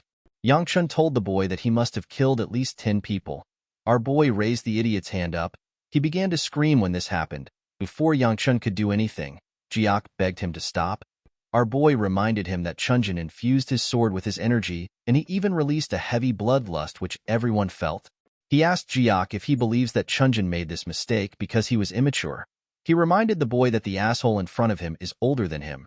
Jiak told Yangchun that the idiot is from the Namgung clan. He asked him if he knows what will happen if Chunjun is seriously hurt. Yangchun explained to him that he is already holding himself back a lot because the idiot is from the Namgung clan. He asked Jiak to tell him what would happen if their position were reversed. Jiak asked him to tell him what he wants to do. Without saying anything, Yangchun broke the idiot's arm. Chunjun grit his teeth to withstand the pain. Jiak did not know what to say. While hearing Chunjin's screams, our boy walked forward. Before he could get far, Yangchun realized that he has gotten into trouble. He wondered about what the second elder would say if he told him that he beat up a member of the Namgung clan. Our boy quickly realized that the elder might let it go if he gives him a rough explanation. He might even praise him and say that he did a good job. Yangchun was certain that he can explain things since he had witnesses. Before he could walk far, someone grabs him. When he turned around, he saw Baya. The girl asked him to tell her his name. Our boy reminded her that he already introduced himself as Juliop. Baya told him that he is lying. Our boy was surprised to hear this. He did not know how she found out. He asked her if she wants to know his name in order to get revenge for her brother. When Yangchun looked into her eyes, he could tell that she did not care about that. He could not believe that her expression is still the same even after he beat up her brother. Baya moved closer to our boy and asked him to tell her his real name. Yangchun was surprised to see this. He asked her to tell him why she is acting like they are friends. Baya apologized to him. He asked her if she will stop following him after hearing his name. Baya nodded at him. Upon seeing this, Yangchun revealed his true name to her. Baya was surprised to hear his name. She gently smiled as she repeated it to herself. The scene shifts and we see Yangchun walking somewhere. Our boy realized that he cannot attend the Tang weapon exhibition after hurting Chunjun. This was not actually a bad thing. He had now earned himself an extra day to look for the secret chamber. Yangchun decided to start his search after resting a bit. He was tired from the fight. Before he could take another step, our boy wondered about what Mu Yun would say. He realized that his bodyguard can tell him that he will follow him around to make sure that he does not cause any trouble. Yangchun realized that he cannot go into his room. In the next scene, we see Seola looking at the city from a balcony. While she was looking around, Mu Yun barged into the room. He called out to his master. He asked Seola if she has seen their master. He did not know why she was in Yangchuan's room. Our girl told him that she has not seen him. Mu Yun began to panic when he heard this. Seola asked him if something happened. Mu Yun revealed to her that Yangchun has not returned after going for a meal appointment with the other clans this morning. Seola became excited when she heard about food. Mu Yun told her that our boy also beat up a Namgung clan member. The man did not know how he was going to report everything. When he stepped out of the room, our girl turned around. Her eyes began to glow. It looked as if she sensed something. The Yun clan of Jinchuan is a martial arts clan that was the best merchant clan in the Central Plains several centuries ago. They were a clan that had the strongest martial artist and also a tight rein on the flow of cash. Even this powerful clan that seemed like nothing could bring it down disappeared after a bloodshed. No one knows the reason behind the Yun clan's sudden disappearance, but based on the records left behind, all the secrets of the Yun clan are hidden under a white maple tree. At night, we see Yangchun searching the forest for the maple tree. Unfortunately, he could not find anything. Yangchun did not know how he was going to find a maple tree when it was not yet autumn. He believed that the tree is probably dead already. He found it weird that the treasure was supposed to be under the tree. He believed that someone spread the rumor as a prank. Yangchun sat on the ground to catch his breath. Unfortunately for him, he didn't eat anything the whole day and he had used up all his energy in the fight. Additionally, he was climbing a mountain in the middle of the night. While he was talking to himself, someone carrying a huge green sack walked up to him. The person turns out to be Seola. Our girl offered her master a cookie. Yangchun happily accepted it. He said that it is a good thing that she is a greedy pig. Our girl was annoyed to hear this. She asked him not to call her a pig. Yangchun asked her if the huge sack is full of food. Seola told him that it is. Our boy was relieved to hear this. He revealed to Seola that he was going to return because he was feeling hungry. Seola asked her master if she was of help. Our boy told her that she was. Immediately he said this, he realized that he forgot something important. With a look of anger on his face, he asked Seola to tell him why she is there. Our girl smiled brightly when she heard this. After dishing out the food, Seola explained to her master that people started searching for him after finding out he was missing. She told him that she came there to find him. Yangchun asked her to tell him how she knew he was in the mountain. Our girl told him that it was simply a gut feeling. Seola stood up and told her master that he can be at ease now that she is there. Yangchun asked her to sit down. He told her that she can get sand into the food. Although his hunger problem was solved, it did not change the fact that he still couldn't find the white maple tree. Yangchun realized that he might not find the tree even if they search this place for 3 days with the remaining rations they have. He wondered if he should just give up. While eating, Yangchun said that it is impossible to find a white maple tree in summer. He said that the story is a blatant lie. Seola told him that it is not a lie. She revealed to him that the tree looked really pretty when she saw it earlier. Our boy agreed that the tree would be pretty. The moment he said this, he understood what Seola said. He quickly stood up and asked her if she saw the tree. Our girl revealed to him that she saw the tree together with him. Yangchun was shocked to hear this. He asked her if she is certain. With a bright smile on her face, Seola told him that she is. The scene shifts and we see Seola direct Yangchun to a tree. The tree was at the edge of a cliff. It had completely withered away. Our boy asked Seola if he is looking at the white maple tree. He asked our girl to head back first. He told her that she needs to get her eyes checked. He could not believe that she was calling this withered tree a white maple tree. Seola was surprised to hear this. She asked her master if something is wrong with his eyes. She told him that they are looking at a white maple tree. Yangchun walked past her. He told her that it is his fault for believing her. Seola was surprised to hear this. She assured her master that she is not lying. A voice told her that she is correct. Seola was happy to hear this. She moved close to the tree when she heard this voice. Yangchun came to look at this tree because he had no other clues. He wondered if he will be able to find the tree in this large forest within the time he has. Our boy realized that it would be better for him to head back and receive training from the second elder than to waste his time here. The only problem he had was that he did not know if the elder will train him properly. While he was thinking, Yangchun hears some noise behind him. He quickly turned around. He saw a spatial crack in front of Seola. Our boy did not know what it was, but it looked dangerous to him.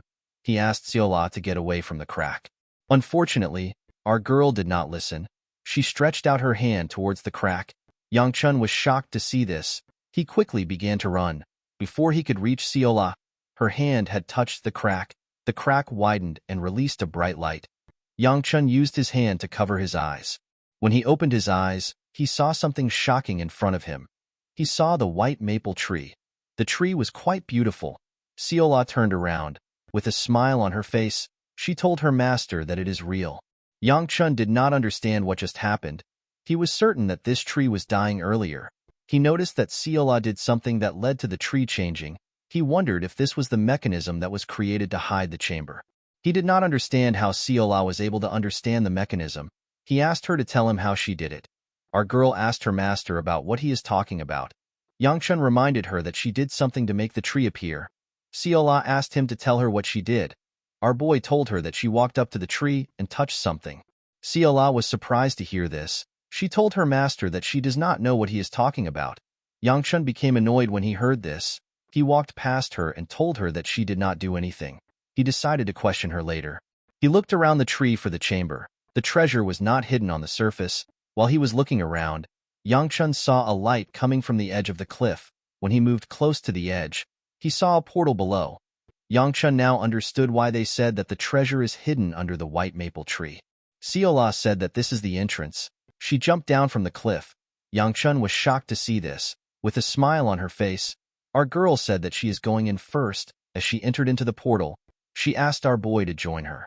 Yangchun was annoyed to see this. Unfortunately, he did not have any other choice. He also jumped into the portal. Immediately our boy went in. A man comes out of hiding. The man was wearing the uniform of the Namgung clan. With a smile on his face, the man referred to our boy and Seola as bastards. There was a cave on the other side of the portal. Yangchun was relieved to see that he landed safely. He moved close to Seola and told her that it is dangerous. Inside the cave, there were two paths. Yangchun became certain that he was in the treasury because of the two paths. He wondered about the path they should choose. Seola grabbed her head and carefully thought about the best path. After thinking for a while, our girl pointed at the tunnel on the left. Yangchun wanted to question her, but he remembered how she found the tree. He decided to go with her decision. Our girl was shocked to see that her master has been agreeing with her throughout the day. Yangchun decided to not say anything for now. After they walked into the tunnel, the man landed on the ground. While they were walking, Yangchun became annoyed. He asked Seola if she is certain about this path.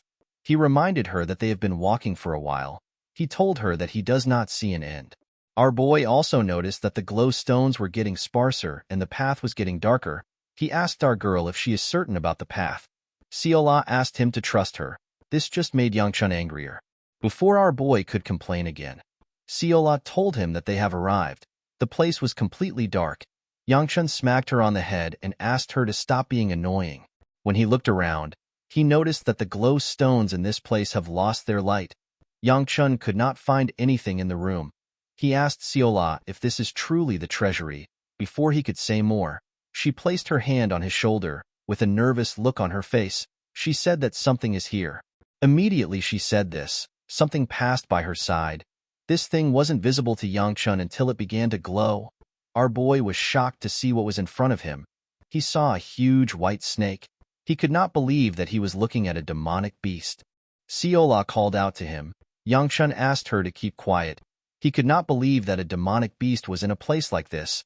The room was just empty seconds ago. Our boy did not understand how the beast got into the room.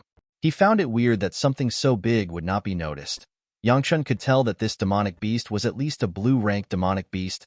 Fortunately for them, the snake was asleep. Yangchun turned to the exit. He believed that they can make it out if they move quietly. Before he could do anything, the demonic beast woke up. Our boy was shocked to see this. He wondered if he needed to fight. While he was thinking, Xiola's eyes were glowing when she looked into the snake's eyes. Yangchun realized that he cannot take on this snake. He did not know what to do. Xiola noticed that her master was shaking. Yangchun told himself that he cannot let his chance at a quiet life end so helplessly. He clenched his fist and released some of his energy. He decided to die fighting. The snake referred to him as a child and asked him to relax himself. Yangchun was shocked to hear a demonic beast speaking. The snake assured him that he has no intention of harming him. Our boy asked the beast about how it is able to speak in human tongue. The snake laughed when he heard Yangchun call him a demonic beast. He revealed to our boy that he is curious about how someone that is not of the Yun bloodline found himself in this place. Yangchun told the snake that he was simply looking around. The snake seemed to have noticed something. He accepted our boy's explanation. He asked Yangchun to tell him his purpose for coming there. Our boy knew that he cannot reveal the reason why he came because the snake might be related to the Yun clan. He referred to the snake as Mr. and told him that he came in there by coincidence. Immediately he said this. He realized that he called a snake Mr. The snake laughed when he heard what our boy said. He revealed to him that there are no items left in this place. The snake told our boy that he has a question for him. He asked Yangchun to tell him what he thinks fate is. Our boy found this question to be weird. He asked the snake to tell him why he is asking a stupid question. The white snake felt silly when it heard this. It began to laugh like a crazy person. Yangchun became nervous when he saw this. He wondered if the snake had gone senile. The snake apologized to him for asking a silly question. He told Yangchun that he should have already known that something was wrong when the person in front of him is not from the Yun clan. He realized that the Yun clan has passed away. The snake wondered why he felt regret for things that would vanish. He wondered why he endured. Our boy was not interested in what the snake was saying. With a smile on his face, he told the snake that they will be leaving now. The moment he said this, the snake threw an orb at him. Yangchun asked him about what it is for. The snake asked him to accept it as payment for playing with an old man. He told our boy that it will be better for the orb to enter the hands of someone who he has met. Yangchun realized that it was not a demonic stone. Before he picked it up, the snake said that someone like him will be able to hold this thing within himself better than others. Our boy picked up the orb. He asked the snake to explain what he means. Immediately he said this. The orb began to glow. Yangchun was shocked to see this. He was certain that the orb was not a demonic stone. He did not know when he activated the demon well absorption art. Our boy noticed that he feels different from the time he absorbed a demonic stone. He tried to control the energy in his hand. While he was struggling, Siola placed her hand on his back. Yangchun was surprised to see this. Before he could say anything, he lost his strength. He fell to the ground and lost consciousness. When Siola stood up, the snake asked her if she is satisfied. Our girl was covered in a unique energy. Her aura felt different. She told the snake that it is not a matter of satisfaction. The snake advised her to put her aura away. He explained to her that such a strong aura will cause something much worse than fainting. Our girl told him that she already knows this. The snake referred to Siola as someone who knows that she has already twisted too many things. He asked her if this is her choice. Our girl asked the snake if he cannot comprehend her decision. The snake revealed to her that he actually feels worse for her because he can understand. Siola asked him to tell her why he handed over his important crystal to a human he just met. As his body slowly faded away, the snake told our girl that it was simply a swing of mood. He explained to her that nothing is more lonelier than waiting for someone who won't come. He said that he has decided to let things go. Seola felt bad as she watched the snake fade away. She referred to it as the emptiness of fate. Seola placed her hand on Yang Chuan's head. She said that looking at him makes her forget things like the emptiness of fate. She referred to him as a regretful man. She noticed that Yang Chun was scared of losing the second life that he gained, and yet he still stood his ground to protect her. This action really touched our girl. Her eyes were filled with tears. While she was crying, someone asked her to give something back. Seola apologized to the person.